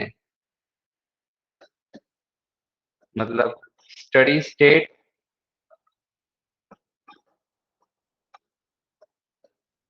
एंड ट्रांजिएंट रेस्पॉन्स दोनों हो सकते हैं। लेकिन जैसे ही आप टी की वैल्यू इनफाइनाइट रखेंगे, at t equals to infinite, ये वाला पार्ट क्या हो जाएगा? जीरो। क्योंकि नेचुरल रेस्पॉन्स डिफाइंड ही ऐसे होता है, ट्रांजिएंट रेस्पॉन्स डिफाइंड ऐसे होता है, इसमें कोई e की पावर माइनस एटी फंक्शन होगा, तभी आपका इसे कहते हैं ट्रांजिएंट रेस्पॉन्स, जिसमें e की पावर माइनस टर्म होता है। ट्रांजिएंट रेस्पॉन्स होता है वो पूरा ट्रांजिएंट, मतलब स्टार्टिंग टाइम पे डिपेंड कर रहा होता है। जो जो टाइम बढ़ा होता जाएगा, ये पार्ट जीरो हो जाएगा, टी गोस टू इनफाइनाइट पे जीरो हो जाता है। इसलिए इसको हम बोलते हैं कि ट्रांजिएंट रेस्पॉन्स को डिनोट करने वाला टर्म है। तो इसका मतलब जब टी गोस टू इनफाइनाइट हो गए, तो ये वाला पार्ट तो जीरो हो जाएगा, सिर्फ फोर्स रेस्पॉन्स बचेगा। तो इसका मतलब जीरो स्टेट रेस्पॉन्स में जब आप टी की वैल्यू इनफाइनाइट रख देते हैं, तो आपको मिलता है force response. Zero state response और फोर्स रेस्पॉन्स एक ही चीज नहीं है। जीरो स्टेट रेस्पॉन्स के अंदर आप जब टी की वैल्यू इनफाइनाइट रखते हैं, तो आपको मिलता है फोर्स रेस्पॉन्स। समझे? अब मैं सोल्व कर रहा हूँ इस क्वेश्चन को। आपने जो निकाला है वो जीरो स्टेट रेस्पॉन्स है, मैंने फोर्स रेस्पॉन्स पूछा है। तो देखिए सर, मैं सबसे पहले जीरो स्टेट रेस्पॉन्स ही निकालता हूँ और ZSR SYS इनिशियल कंडीशन दी हुई है, पर इनिशियल कंडीशन यूज में नहीं लेते हैं। अच्छा, एक तो इनिशियल कंडीशन भी इसने गलत दे दी। ये y0 minus equal to two था, ये y0 minus equal to two था।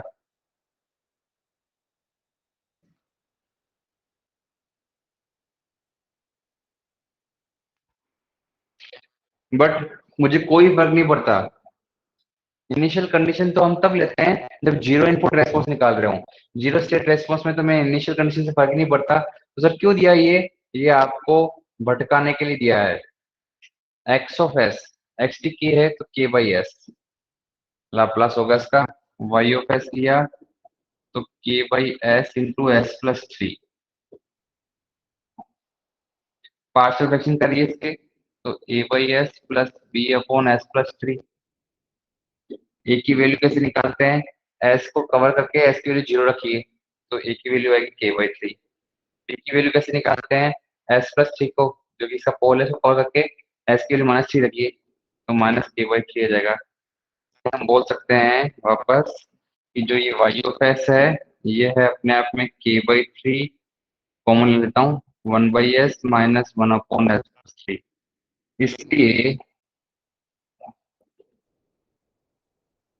जो बाई एस की है वो आएगा k by three, one minus e की power minus three T.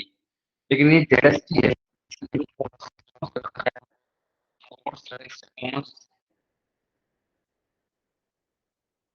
Limit t goes to infinite पे वाई जेड एस टी की वैल्यू इन्फाइनाइट रख दीजिए तो क्या मिलेगा आपको k/3 1 माइनस जीरो, यानी केवल k/3, which means answer B. Fourth response होता है final value, zero state response के भी एंडिंग वैल्यू फाइनल वैल्यू, वो कहलाता है फोर्स रेस्पॉन्स। नहीं जानते हैं बहुत सारे बच्चे इस बात को, बहुत बारीक बात को। हालांकि आप लोग तो बेसिक लेवल की बहुत सारी चीजें भी अभी सीख रहे हैं, लेकिन मैं जब सिखा रहा हूँ उस टाइम पे भी हर छोटी छोटी चीज का ध्यान रख रहा हूँ। बहुत से लोग लाप्लास तो बहुत अच्छे से जानते हैं, लेकिन इस बात के बारे में डिफरेंस पता नहीं था कि force response zero state response में डिफरेंस होता है क्या, नेचुरल रेस्पॉन्स और जीरो इनपुट रेस्पॉन्स में डिफरेंस होता है, जो मैंने आपको बहुत अच्छे से समझा दिया। नेटवर्क थ्योरी का एग्जाम्पल लेके समझा दिया, नेटवर्क से समझा दिया।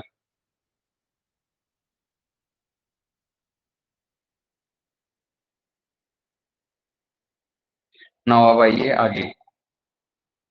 इवन आप चाहे तो इसको ऐसे भी कर सकते थे कि अच्छा टी गोस टू इनफाइनाइट में वैल्यू रख देंगे तो जीरो स्टेट रेस्पॉन्स हो जाएगा sir.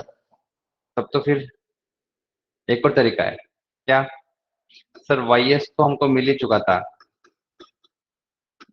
k/3 1/s minus 1/s+3। या मैं तो कहता हूँ कि वाई एस तो आपको मिल ही चुका था, यहाँ पे क्या मिला था आपको, k/s × s+3। कौन पार्शियल फ्रैक्शन लेगा, मत लो पार्शियल फ्रैक्शन, ये वाई एस है, हमें पता है, इसलिए वाई इनफाइनाइट ही फोर्स रेस्पॉन्स होता है, वाई जेड एस इनफाइनाइट, ये जीरो स्टेट है, पूरा वाई टी नहीं है, जीरो स्टेट वाला पार्ट है ये। तो टी गोस टू इनफाइनाइट पता है, तो हम पता है फाइनल वैल्यू थ्योरम लगा सकते हैं। फ्रॉम फाइनल वैल्यू थ्योरम हम बोल सकते हैं limit s goes to zero पे एस इंटू वाई एस की वैल्यू होगी, limit s goes to zero पे k/s × s+3 इंटू एस से एस कैंसिल आउट, एस की वैल्यू जीरो की तो क्या आंसर आया k/3, सीधा आंसर बी। ये सब कुछ करने की जरूरत नहीं पड़ी आपको, ये पार्शियल फ्रैक्शन वगैरह करने की जरूरत नहीं पड़ी।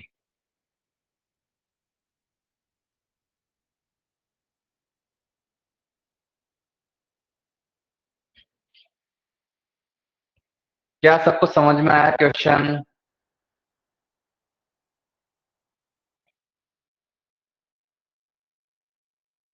बाकी लोग,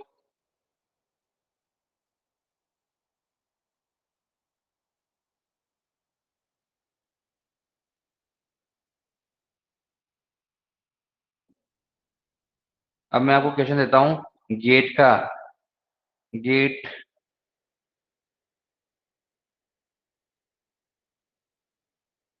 2019 का क्वेश्चन है, केवल एक नंबर क्वेश्चन, गेट 2019। आपके ग्रुप के अंदर मैंने क्वेश्चन शेयर किएगा, आप देखना थोड़ा सी इंटरेस्टिंग चीज इस क्वेश्चन के बारे में। क्वेश्चन क्या सबको मिल चुका है?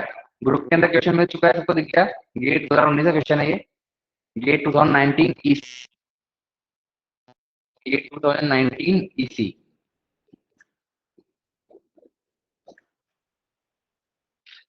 ना और उसको पढ़ते हैं। Let y s be the unit step response of a causal system having transfer function g of s this, which means y of s है gs upon s, तो रेस्पॉन्स ऑफ दिस सिस्टम होगा। बड़े ध्यान समझिएगा क्वेश्चन को। Question ने बोला एक एलटीआई सिस्टम है, एक एलटीआई कॉजल सिस्टम है। कॉजल सिस्टम है इसका मतलब आप जेडआईआर और जेडएसआर की बात कर सकते हैं। क्यों?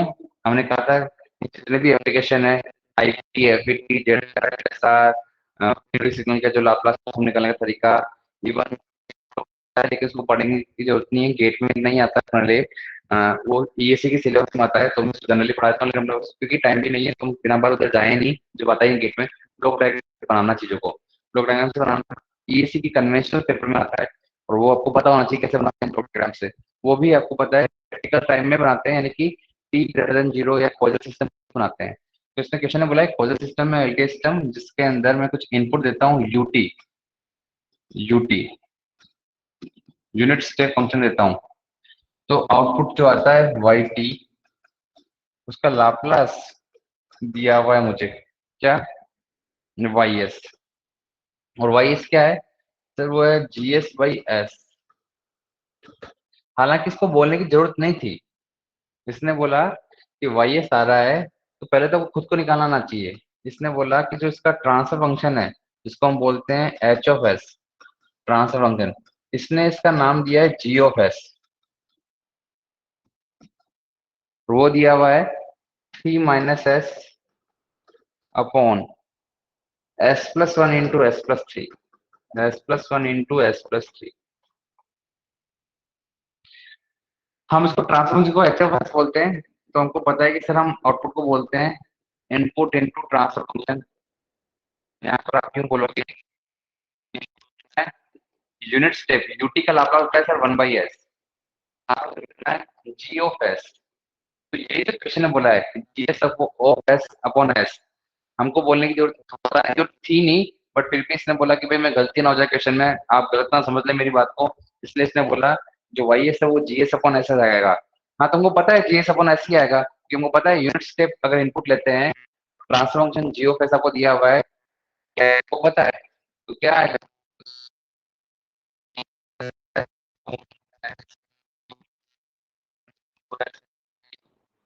ये है। इसने पूछा अब force response of the system क्या होगा, तो इसके पार्शियल फ्रैक्शन किए लोगों ने, A by S plus B by S plus one plus C by S plus three. A की वैल्यू एक्स तो जीरो रखा, तो सर उसकी वैल्यू आ रही है वन। बी की value x equal to minus one रखा, तो कितना आ रहा है four by two, minus four by two यानी कि माइनस का two, equal to minus one रखो, तो कितना आ रहा है माइनस का टू आ रहा है। और सी की value x plus three call करो तो माइनस थ्री रखेंगे, तो ऊपर तो आ रहा है six minus three into minus two यानी कि माइनस का वन। बी की वैल्यू भी देखी है आपने, s equals to minus one, ऊपर फोर, यहाँ माइनस वन और यहाँ टू, माइनस टू बिल्कुल सही। इसलिए one by s minus two by S plus one minus one upon S plus three, ये वाई ऑफ एस है आपका। हालांकि इसने इनिशियल कंडीशन दी नहीं थी, तो वो आउटपुट भी यही आएगा और जीरो स्टेटस भी यही आएगा। वो आ रहा है यूटी माइनस टू ई की power minus T UT minus E की power minus three T UT, ये आंसर। यानी इसका जो आंसर है वो क्या आना चाहिए, इस छोटे से क्वेश्चन का आंसर जो है, एक मिनट कुछ गलती कर दी क्या माइनस प्लस की, सी की वैल्यू कितनी आ रही है, तो सी की वैल्यू एक बार देखना है, एस प्लस थ्री कवर किया, s equals to minus three and इधर भी माइनस थ्री। ओहो, तो प्लस टू था ना सर, तो यानी प्लस वन हो गया ना यहाँ पे, सॉरी ध्यान से देखो, ये तो प्लस वन आएगा ना, मैंने माइनस वन क्यों कर दिया, तो सी की वैल्यू प्लस वन है सर, प्लस वन है तो यहाँ प्लस का आना चाहिए। तो देखो इसका आंसर जो इसमें आ रहा है वो है ऑप्शन ए। क्या आंसर आ रहा है, आंसर ए। किस नंबर का क्वेश्चन था, वन मार्क्स का क्वेश्चन था, सही भी आना चाहिए। क्लियर है ये क्वेश्चन, गेट 2019 क्वेश्चन है, क्लियर है।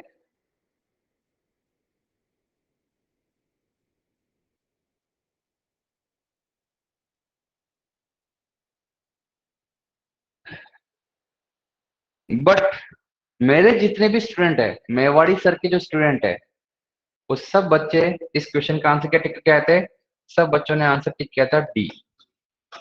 मेरे जितने स्टूडेंट्स है उन सब बच्चों ने आंसर टिक क्या कहता है डी, क्योंकि फोर्थ सेट को पूछा है तो उन्होंने टी की वैल्यू इन्फाइनाइट रखी, और जब टी की वैल्यू इन्फाइनाइट रखी तो ये वाला पार्ट भी जीरो हो गया और ये वाला पार्ट भी जीरो हो गया, केवल ये वाला पार्ट बचा, तो आंसर डी टिक करके आया है। गेट ने, गेट 2019 ने जब अपनी आंसर की निकाली तो आंसर दिया था इसका डी, आंसर डी। यानी कि मेरे जो स्टूडेंट थे उन सबके तो आए प्लस मार्क्स, क्या आए +1 मार्क्स, और पूरी दुनिया के आए -1/3 मार्क्स। पूरी दुनिया का मतलब पूरी दुनिया है, कोई नहीं बचा, सबके सब थे। मैं बोल रहा हूँ ना, यूट्यूब पे जितने कमेंट कर रहा हूँ, जितने कमेंट कर रहा हूँ, सब तक लगा रहे हैं, जितने भी प्लेटफॉर्म है सब पर बोल रहे हैं कि यार इस क्वेश्चन का आंसर तो ए होना चाहिए था ना, ए। इस छोटे से क्वेश्चन में क्या गलती कर दी गेट ने, डी आंसर क्यों दे दिया? तो सब लोगों ने इस क्वेश्चन पे केस किया। केस करने के लिए गेट 5 देता है। अगर आपको लगता है कि कोई क्वेश्चन का आंसर रॉन्ग है तो आप अपना एक लॉजिक दीजिए, आप अपना रेफरेंस दीजिए बुक्स का, और उसके साथ अपना सॉल्यूशन भेजिए, और 500 रुपीज एक क्वेश्चन पे जिसे आप क्लेम करते हैं वो सबमिट करने होते हैं। अगर आपका क्लेम सही था तो आपको 500 रुपीज वापस बैक मिल जाएंगे, अदरवाइज आपके 500 रुपीज गए। तो ज्यादातर लोगों ने क्लेम किया था। अब ज्यादा लोगों ने क्लेम किया था तो उसके बाद फाइनली गेट ने, मतलब कह रहा हूँ 99% लोगों ने क्लेम किया था, हालांकि गेट कभी झुकता नहीं है, बट इस क्वेश्चन में उसने झुक गया और उसने दोनों आंसर टिक कर दिए, डी भी एंड ए भी, और दोनों आंसर सही मान लिए, यानी कि बाकी लोगों का भी सही कर दिया। क्यों? क्योंकि गेट ने एक हल्की सी गलती अपनी रियलाइज की, और गलती ये थी कि ये यूटी नहीं बोलते हैं, 1 बोलना चाहिए। फाइनल वैल्यू कितनी आएगी? फोर्स रिस्पॉन्स कितना होगा? कांस्टेंट 1। ऑप्शन में 1 था ही नहीं, तो वो यूटी भी चलता है। मेरे स्टूडेंट्स ऑब्वियसली यूटी टिक करके आते हैं, क्योंकि उनको पता है टी इक्वल टू इन्फिनिट के ऊपर कांस्टेंट वैल्यू तो 1 देनी चाहिए, बट ठीक है टी इक्वल टू इन्फिनिट में दोनों पार्ट 0 हो गए, तो यूटी भी बचा हुआ है, तो यूटी भी टिक कर दिया। तो जिन्होंने डी टिक किया वो भी सही रखा उसने, जिन्होंने ए टिक किया उनको फायदा मिल गया। बट मैं आपको बोल रहा हूँ इस दुनिया को अभी तक भी नहीं पता कि फोर्स रिस्पॉन्स और जीरो स्टेट रिस्पॉन्स में डिफरेंस क्या है। ये जीरो स्टेट रिस्पॉन्स होता है, ये फोर्स रिस्पॉन्स नहीं होता है। नहीं पता लोगों को। बिल्कुल सही बोला तृप्ति ने कि सर फोर्स रिस्पॉन्स के लिए तो लिमिट लगाना चाहिए था, टी टेंस टू इन्फिनिटी। अब समझ में आ गया आप सब लोगों को? आप लोगों को समझ में आ गया ना कि क्या मिस्टेक करते हैं बच्चे?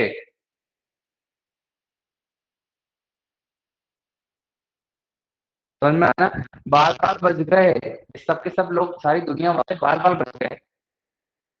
मैं जनरली इतना ब्लेम इतना अच्छे से मतलब वो ना नहीं करता, लोगों को ब्लेम नहीं करता कि यार अपने ये नहीं पढ़ाएगा, लेकिन मैं यहाँ तो करता हूँ, क्योंकि मैं बहुत रेफरेंस देखता हूँ कि दुनिया में क्या चल रहा है, और उनमें से बोलो ना 95% तो कम से कम बिंदास बोल सकता हूँ कि वो जीरो जेड में उसके डिफरेंस नहीं करते। अरे वो नेचुरल रेस्पॉन्स और जीरो इनपुट रेस्पॉन्स को एक ही मानते हैं यार, हद होती है घोंचू बने की। वो नेचुरल रेस्पॉन्स और जीरो इनपुट रेस्पॉन्स को भी एक ही मानते हैं, टेस्ट सीरीज में टेस्ट डालते हैं। बेवकूफ, ये गेट ने तमाचा मारा पर ढंग से तमाचा नहीं मारा। गेट यहाँ 1 लिख देता ना, वो गेट तुम सब लाते रह जाते, गेट डी ही आंसर नहीं करता। जो मेरे स्टूडेंट तो डी करके आए थे वैसे भी, बट गेट ने बोला यार यूटी की वजह से, क्योंकि जो लोग नहीं समझ पाए क्वेश्चन को, उन्होंने बोला सब कुछ टाइम डोमेन के फंक्शन में है, अगर सब कुछ टाइम के फंक्शन में है तो लग रहा है कि जीरो स्टेट रेस्पॉन्स कर दिया। तो यानी कि ये उनका लॉजिक हो सकता है, जो अच्छे लोग हैं उनका लॉजिक हो सकता है कि हम जानते हैं कि फोर्स रिस्पॉन्स ये नहीं होता है जो हमने ए टिक किया, हमको फोर्स रिस्पॉन्स, क्योंकि आपने सारे फंक्शन टाइम में दिए हुए हैं, इसलिए आपका फंक्शन भी गलत है, आपका आंसर भी गलत है। तो गेट ने बोला ठीक है फिर मैं एओडी दोनों कर देता हूँ, तो एओडी दोनों कर दिया। अब वो मैं वापस दोस्त रिपीट नहीं किया, इसी क्वेश्चन को रिपीट करेगा वो, 2000 रिपीट करेगा वो, अगली बार टमाटर अच्छा वाला मारेगा। आपको पता होना चाहिए रेस्पॉन्स और फोर्स रेस्पॉन्स में भी डिफरेंस होता है। क्लियर? तो यहाँ पर आज की स्टोरी कंप्लीट होती है। ½ आवर बचा है, और जो वो बात करने का मतलब नहीं है, मैं एक आध एग्जाम्पल बता सकता हूँ। अच्छा एक चीज और है, मैं आपको गेट के प्रीवियस ईयर के क्वेश्चन लाप्लास के मैं पूरे भेज रहा हूँ, पीडीएफ भेज रहा हूँ डे 5। हाँ डे 5 के नाम से पीडीएफ आएगी। 5th डे क्लास को मैं लेता हूँ, 4th day 4 return 3rd day से मैं लाप्लास वाली पीडीएफ शेयर कर रहा हूँ। बाकी सब तो मैं शेयर नहीं कर रहा, क्योंकि आप लोगों ने पढ़ा भी नहीं, इसलिए शेयर किया भी नहीं होगा मैंने, या एक आध किया हो। लाप्लास की पूरी कर रहा हूँ, क्योंकि जनरली लाप्लास आप लोगों ने ढंग से पढ़ा होगा। शेयर कर रहा हूँ, और कवर जो पीडीएफ है उसको भी मैं शेयर कर। फिलहाल अभी क्लास कंप्लीट करने से पहले एक दो एग्जाम्पल में और ले लेता हूँ, जो कि ज्यादातर लोग गेट के क्वेश्चंस को गलत कर देते हैं। क्वेश्चन ले रहा हूँ एक और लाप्लास, जो ज्यादातर पब्लिशर गलत कर देते हैं। क्या करते हैं, ये एक फेमस क्वेश्चन है, वो है ट्रांसफर फंक्शन के ऊपर। ट्रांसफर फंक्शन आप लोग जानते हैं, मैंने यहाँ पर मिसलेनियस टॉपिक्स के अंदर ट्रांसफर फंक्शन नाम से टॉपिक नहीं लिया, लेकिन फोरियर ट्रांसफॉर्म में ले चुका हूँ, इसलिए मुझे जरूरत नहीं पड़ी, बट फिर भी चाहो तो ले सकते हो। ट्रांसफर फंक्शन क्या होता है, फिर से याद दिला देता हूँ क्या होता है। ये तो सबसे फेमस चीज है। अरे भाई सर, एक एलटीए सिस्टम में कोई इनपुट दिया आपने x of T, LTA system chapter number 2, इसमें आपने इनपुट दिया एक्स ऑफ टी, तो आपको आउटपुट मिला वाई ऑफ टी। तो इसका एक इम्पल्स रेस्पॉन्स होता है जो इसकी कैरेक्टरिस्टिक्स के बारे में बात करता है। इस एलटीए सिस्टम की कैरेक्टरिस्टिक्स कौन बताता है, इम्पल्स रेस्पॉन्स। क्या होता है ये इम्पल्स रेस्पॉन्स, ये होता है जब आप इनपुट में इम्पल्स डालते हो डेल ऑफ टी, तो आउटपुट वाई ऑफ टी जो आता है वही कहलाता है इम्पल्स रेस्पॉन्स, यानी इसको मैं एच ऑफ टी बोलता हूँ। यानी कि मैं बोल सकता हूँ if x t equals to del t, then y t equals to h t. ये होता है जब आपने इम्पल्स दिया है यहाँ पे तो आउटपुट आ रहा है, उसको हम बोलते हैं इम्पल्स का जो रेस्पॉन्स आ रहा है। तो क्या काम में आता है सर ये इम्पल्स रेस्पॉन्स, ये बोलता है कि अब तो कोई भी आउटपुट निकाल सकता हूँ। आपने इनपुट कुछ दिया हो, आपने एक्सपोनेंशियल किया e की पावर माइनस 2t आउटपुट क्या आएगा मैं निकाल दूंगा। बस सिस्टम के अंदर इम्पल्स डालने का आउटपुट क्या आया था। यानी इम्पल्स रेस्पॉन्स क्या होता है, यानी हर सिस्टम के एलटीए सिस्टम की सबसे खास चीज होती है इम्पल्स रेस्पॉन्स, जो उसके बारे में सारी चीजें बताती है। तो इम्पल्स रेस्पॉन्स अगर आप जानते हो तो हमने मैथमेटिकली ड्राइव किया था कि किसी भी रैंडम इनपुट एक्सटी का आउटपुट निकालने के लिए आप इस इनपुट एक्सटी को इस सिस्टम के इम्पल्स रेस्पॉन्स के साथ कन्वोल्व कर दो। तो क्या बोलते हैं कन्वोल्यूशन, क्या कहते हैं कन्वोल्यूशन, कैसे करते हैं सिखा चुका हूँ, पढ़ा चुका हूँ मैं आपको चैप्टर नंबर 2 कन्वोल्यूशन। अब क्योंकि टाइम डोमेन में ये कन्वोल्यूशन करना बार बार बड़ा काम होता है, तो हम क्या करते हैं फ्रीक्वेंसी डोमेन में आते हैं। तो मैंने ट्रांसफॉर्म में भी डेफिनेशन दी थी, और अब मैं लाप्लास ट्रांसफॉर्म में भी डेफिनेशन दे रहा हूँ। लाप्लास ट्रांसफॉर्म में अगर मैं लाप्लास लेता हूँ तो Y of S equals to होगा X of S into H of S.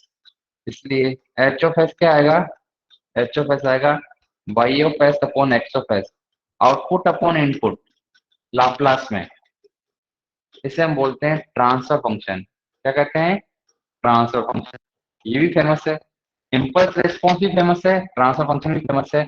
और मैं बोलूं दिल से तो ट्रांसफर फंक्शन ज्यादा फेमस है, क्योंकि हम प्रैक्टिकली फ्रीक्वेंसी में काम करते हैं, लाप्लास में काम करते हैं, बार बार यूज में लेते हैं वहाँ टाइम डोमेन की बजाय। पर अगर कहना चाहूँ तो मैं बोल सकता हूँ कि ये है Laplace transform, Laplace transform of impulse response, impulse response H T. Impulse response का लाप्लास ट्रांसफॉर्म ही तो है। तो एक डेफिनेशन तो ये हो गई कि इम्पल्स रेस्पॉन्स का लाप्लास ट्रांसफॉर्म ले लो, और सेकंड डेफिनेशन हो गई आउटपुट का लाप्लास अपॉन इनपुट का लाप्लास।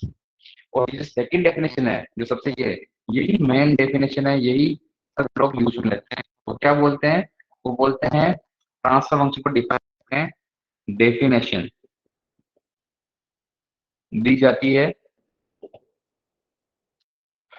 लाप्लास ऑफ आउटपुट, क्यों बोलते हैं transfer function is, transfer function of a system of an LTI system is ratio of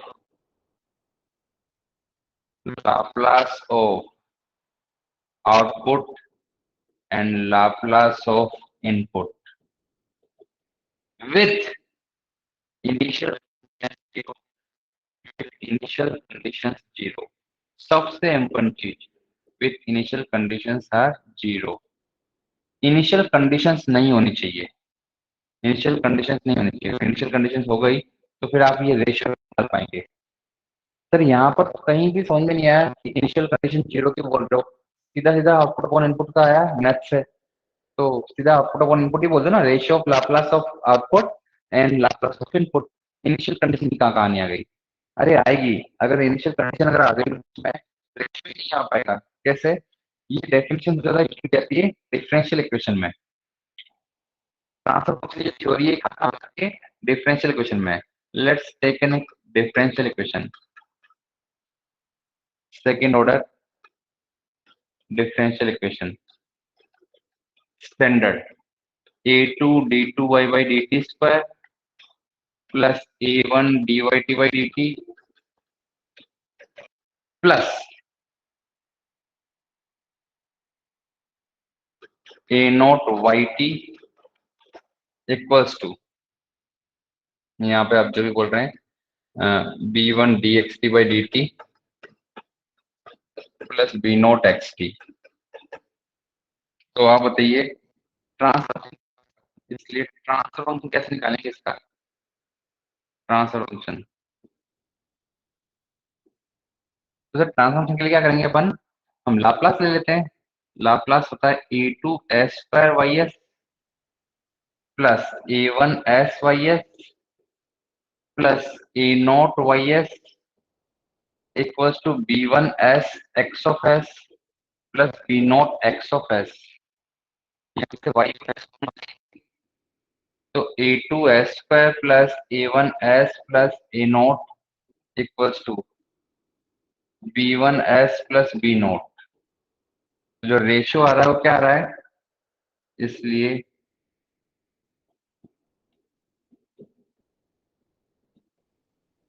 B one S plus B naught upon a square plus A one S plus A not.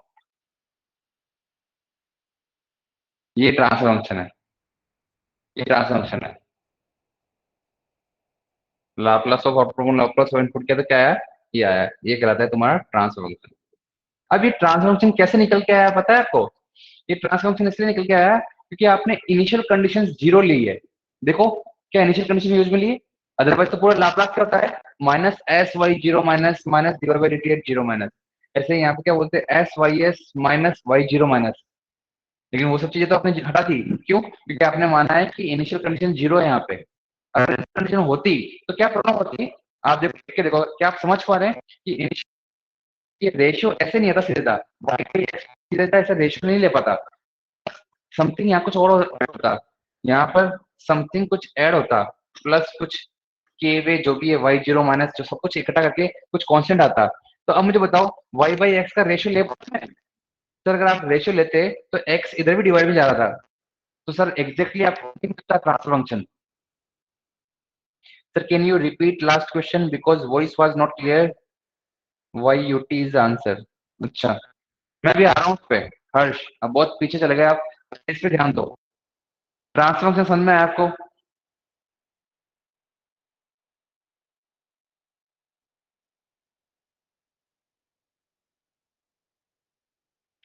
तो ये बात समझ में आई कि initial conditions को zero क्यों लेते हैं।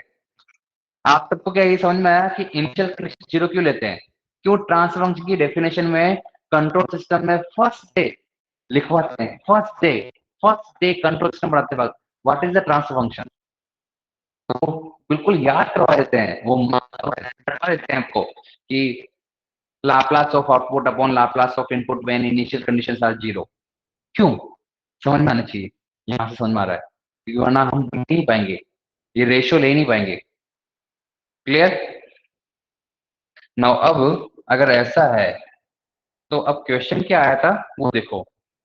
क्वेश्चन के अंदर गेट 2015 में और 2016 के अंदर जो पूछा गया क्वेश्चन है बहुत प्यारा क्वेश्चन है, first time in the history of GATE. उसने ट्रांसफर फंक्शन लिया, साथ में इनिशियल कंडीशन भी ली। अब पूछा आउटपुट निकालो, कैसे करें इस क्वेश्चन को। अब प्रॉब्लम ये होगी उस क्वेश्चन में भी कि उसने फाइनल वैल्यू पूछ ली टी क्वेश्चन इन्फिनिटी पे। तो लकीली अगर आपने इक्वेशन सही भी नहीं बनाई तो भी टी इक्वल टू इनफाइनाइट सब कुछ जीरो हो रहा था, इसलिए आंसर जीरो आ गया। ज्यादा लोगों का आंसर सही आ गया उस क्वेश्चन में, ये अपना आंसर दिया जीरो, अभी भी तरीके से सोल्व करके आया, आंसर जीरो करके आया। कुछ क्या होगा, तरीका क्या होगा वो मैं सिखाऊंगा अभी आपको, पर उससे पहले हर्ष के लिए मैं एक बार के लिए लास्ट क्वेश्चन रिपीट कर देता हूँ। हर्ष ध्यान से देखो, कहाँ गया लास्ट क्वेश्चन, जरा हर्ष।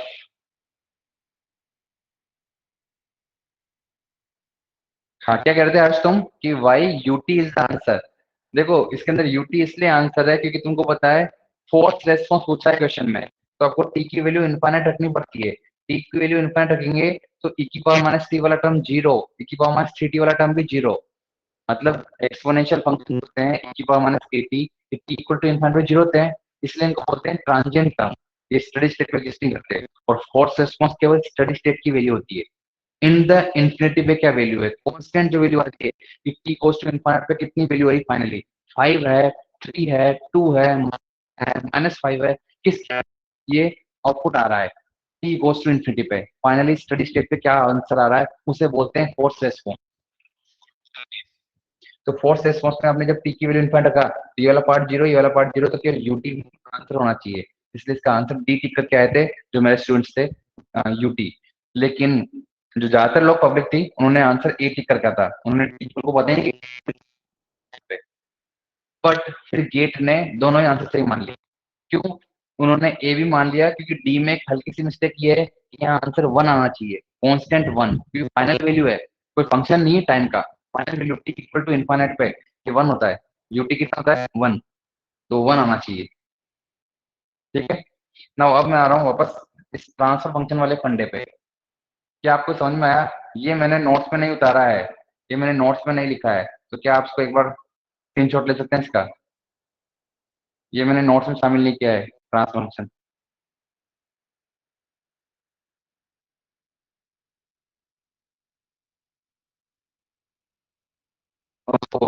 Okay okay okay Vaishnavi, please कोई और शेयर कर देना वैष्णवी को ये ट्रांसफर फंक्शन। इस ट्रांसफर फंक्शन के सिवा सब कुछ मैंने नोट्स बना दिया है, वैष्णवी तो मैं शेयर कर दूंगा, पर ये ट्रांसफर फंक्शन मैं सिर्फ अभी पढ़ा रहा हूँ यहाँ पे, रैंडमली भी पढ़ाना स्टार्ट कर दिया क्योंकि टाइम है हमारे पास इसलिए। तो इसको मैं शेयर नहीं कर पाऊंगा, स्क्रीनशॉट शेयर कर लेंगे हर्ष या तृप्ति, स्क्रीनशॉट ले लीजिए, कार्तिक भी कर सकता है शेयर, कोई भी शेयर कर देना, स्क्रीनशॉट ले लीजिए इसका। वैष्णवी का स्क्रीन क्लियर नजर नहीं आ रही है, तो आप लोग स्क्रीनशॉट लेके अपने ग्रुप में शेयर कर देना। ले लिया क्या आप लोगों ने स्क्रीनशॉट? डन है क्या?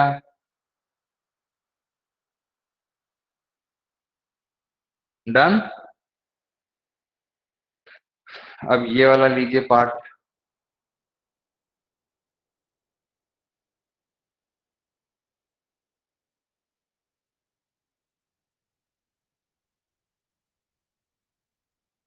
डन।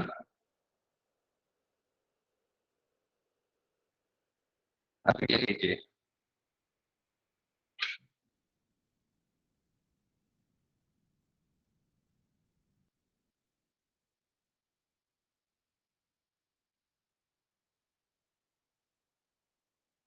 डन।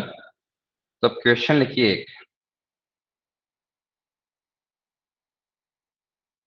सबसे पहले मैं जो होता था एक क्वेश्चन देता हूँ, एक क्वेश्चन जो मैं आपको ट्रांसफर फंक्शन में दे चुका हूँ, ऐसा एक क्वेश्चन यहाँ देता, मैं बोलता आपको कि d two y T by D t square plus three d Y T by D T plus two y t equals to x t if,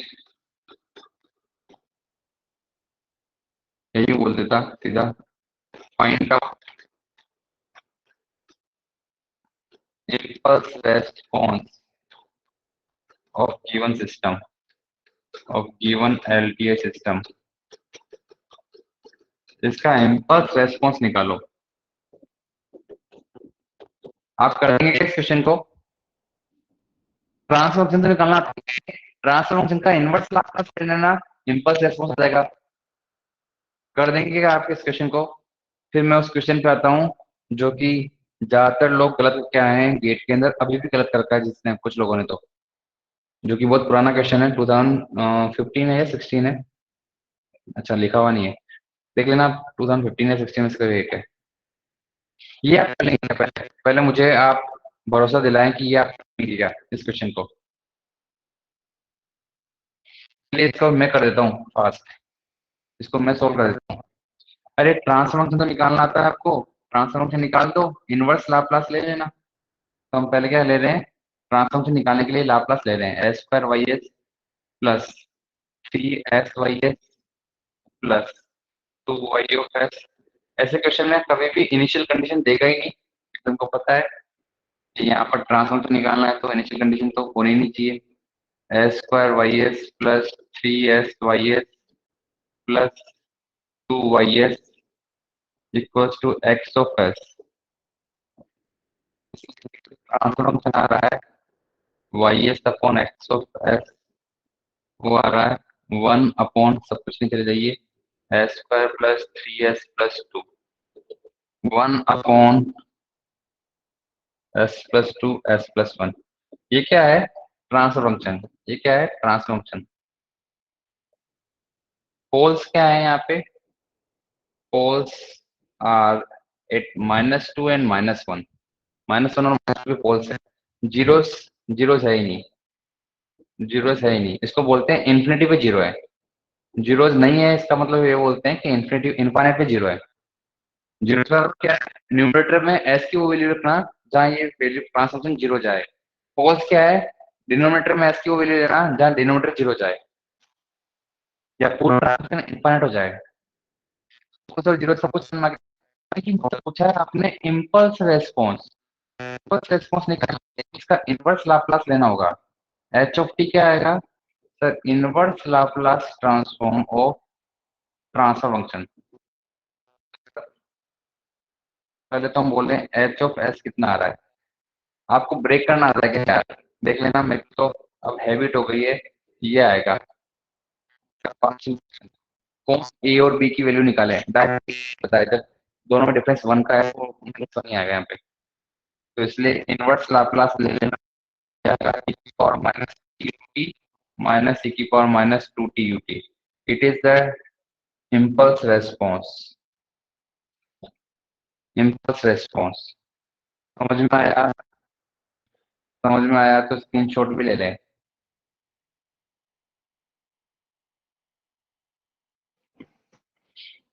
and group में शेयर करें, क्योंकि वैष्णवी को थोड़ा क्लियर नजर नहीं आ रहा है, तो आप लोग स्क्रीनशॉट लेके ग्रुप में शेयर कर दें ट्रांसफर फंक्शन का।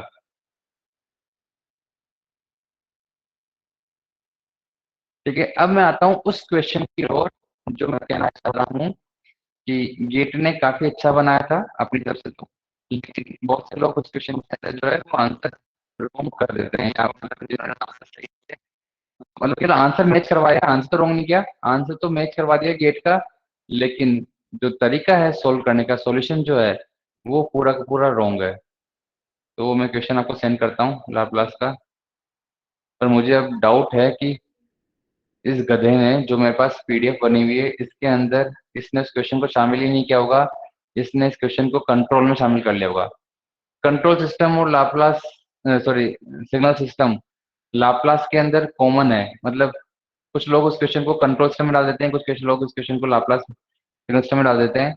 मुझे भी मिल नहीं रहा है यहाँ पे, तो मैं लिखवा देता हूँ जो मेरे हैंड रिटन नोट्स में लिखा हुआ है। वो क्वेश्चन क्या है? ये क्वेश्चन है gate 2015 EC.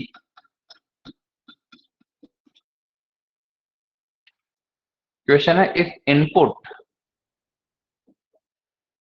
if input xt equals to -3 e की power 2t ut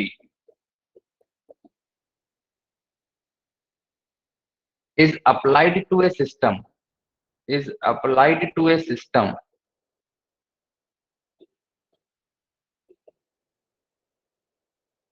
with transfer function, with transfer function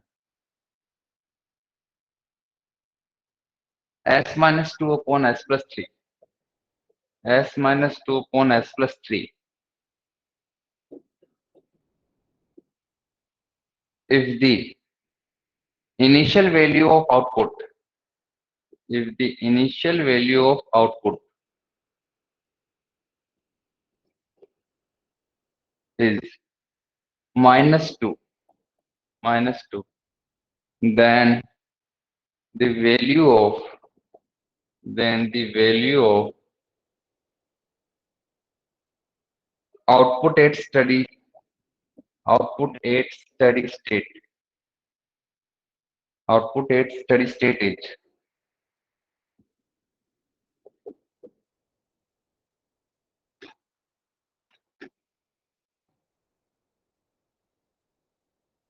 ये पूछा है। ठीक है, इसका आंसर जो है मैं बताता हूँ कैसे करना है। क्वेश्चन सुनना है। इसने एक का ट्रांसफॉर्मेशन दे दिया, इनपुट दे दिया और आउटपुट पूछा है, लेकिन इनिशियल वैल्यू ऑफ आउटपुट भी दे दी। ट्रांसफर फंक्शन इनिशियल कंडीशन पे काम ही नहीं करता। अब इसने दे दिया, लेकिन फिर भी लोगों ने ध्यान ही नहीं दिया, लोगों को फर्क ही नहीं पड़ा। लोगों ने क्या बताता हूँ, ऐसे सॉल्व कर दिया। जो कॉमन पीपल है कैसे सॉल्व करती है, बोलती है since h of s transformation दिया हुआ है s minus two upon S plus three, जो कि होता है y s upon x of S. इसलिए वाई ऑफ एस क्या होगा, तो वो होगा sir s minus two upon S plus three into x of s. Input कितना आ रहा है, इनपुट है सर माइनस थ्री की पावर ई की पावर टू टी यूटी, तो minus three upon S minus two. S minus two से S minus two cancel out हो गया, तो क्या बचा minus three upon S plus three. इसलिए वाई टी कितना आएगा, माइनस थ्री की power minus three T you T. इसलिए इन्फिनिटी की वैल्यू कितनी आएगी, जीरो। आंसर मैच कर गया, ये गेट का भी आंसर था,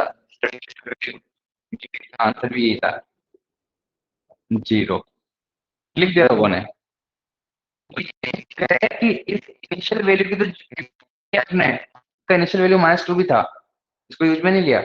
कल को अगर पूछ लेता कि टी इक्वल टू जीरो कितनी होगी, तो आप लोग क्या माइनस थ्री देके आते हैं आंसर, तो फिर तो इनिशियल कंडीशन माइनस टू दे या ना दे उससे फर्क ही नहीं पड़ रहा आपके आंसर को। तो इसलिए जो ज्यादातर आंसर देता है वो अपने आप में आंसर भले मैच कर रहा है, सॉल्यूशन रॉन्ग है।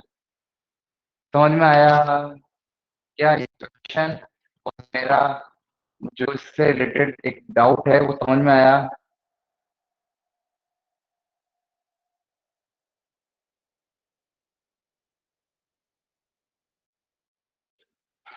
तो आप इसका स्क्रीनशॉट ले लीजिए, स्क्रीनशॉट ले लीजिए। अब मैं राइट अप्रोच लिखता हूँ। राइट तरीका क्या होगा, ऐसे क्वेश्चन को सोल्व करने का राइट तरीका क्या होगा, पहले आप इसका स्क्रीनशॉट ले लीजिए।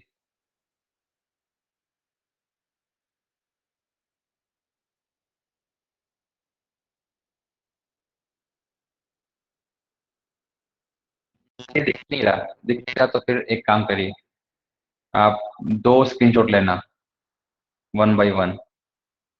फर्स्ट स्क्रीनशॉट ये है, ले लिया, डन।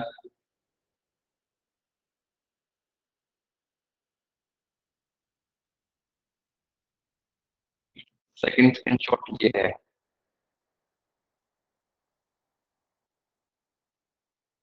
ले लिया। और अब देखते हैं राइट अप्रोच क्या होगा। राइट अप्रोच है,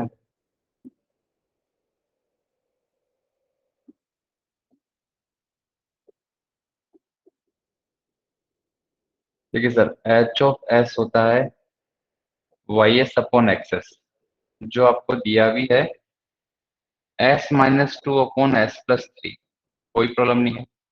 इससे अब उल्टा चल के डिफरेंशियल इक्वेशन बनाने की कोशिश करते हैं। तो sir y of S into S plus three equal to x of S into s minus two. आप मल्टीप्लाई करेंगे तो ये एस वाई एस आ रहा है, जबकि डीवीटी में माइनस वाई जीरो माइनस भी आएगा।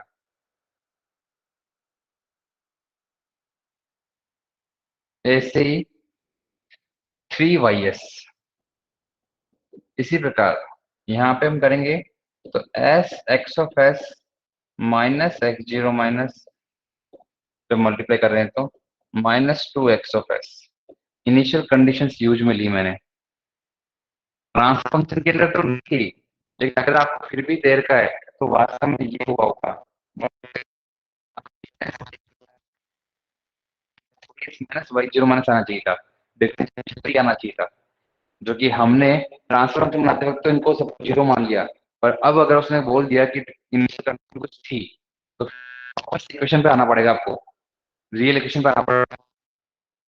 मुझे बताता है कि यहाँ वाई जीरो चाहिए और यहाँ एक्स जीरो आना चाहिए। अब मुझे बताया कि x की वैल्यू दे रखी है क्वेश्चन में, -2 ना, तो माइनस और माइनस प्लस टू हो जाएगा, और एक्स जीरो की वैल्यू नहीं दी, तो ये तो जीरो हो जाएगा।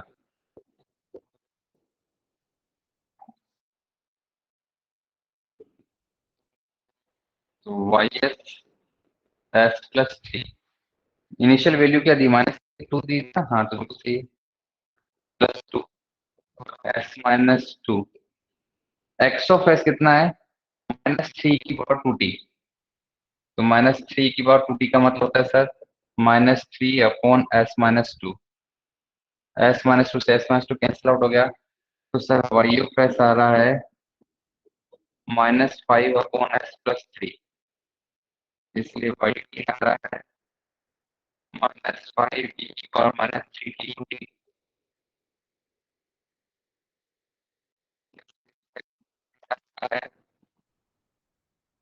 तो हाँ, मेरा भी आंसर, अगर आप मुझे तो मैं आंसर अपना -5 देता। ये है गेट अप्रोच। क्वेश्चन है गेट ने टी इक्वल टू इन्फिनिट में पुश किया, उससे सब बच गए, सब बच गए, जिसके यहाँ स्कोर बन रहा, टी की वैल्यू इन्फिनिट पे जीरो आ गया, लेकिन रियल ये है टी की वैल्यू इन्फिनिट पे वैल्यू जीरो आएगी। क्या मेरे बात को समझे आप लोग, कैसे क्वेश्चन को समझ में आया? बहुत ही बहुत ही एक्सपेंसिव चीजें हैं जो मैं आपको बता रहा हूँ, नहीं जानते दुनिया वाले ट्रांसफॉर्मेशन के टाइम में बहुत सी बात, जो अच्छे से पढ़ाई कर रहा है उसको पता है, ज्यादातर लोग नहीं जानते। जो ढंग से पढ़ाई कर रहा है वो जानता है, उसको जानना भी चाहिए, पर आपको बात समझ में आना चाहिए, बहुत ध्यान से सब चीजों को समझ में आना चाहिए कि 10 साल से पढ़ाते वक्त इनकी मेहनत का नतीजा होता है। क्लियर? किया था, इसका भी स्क्रीनशॉट ले लीजिए।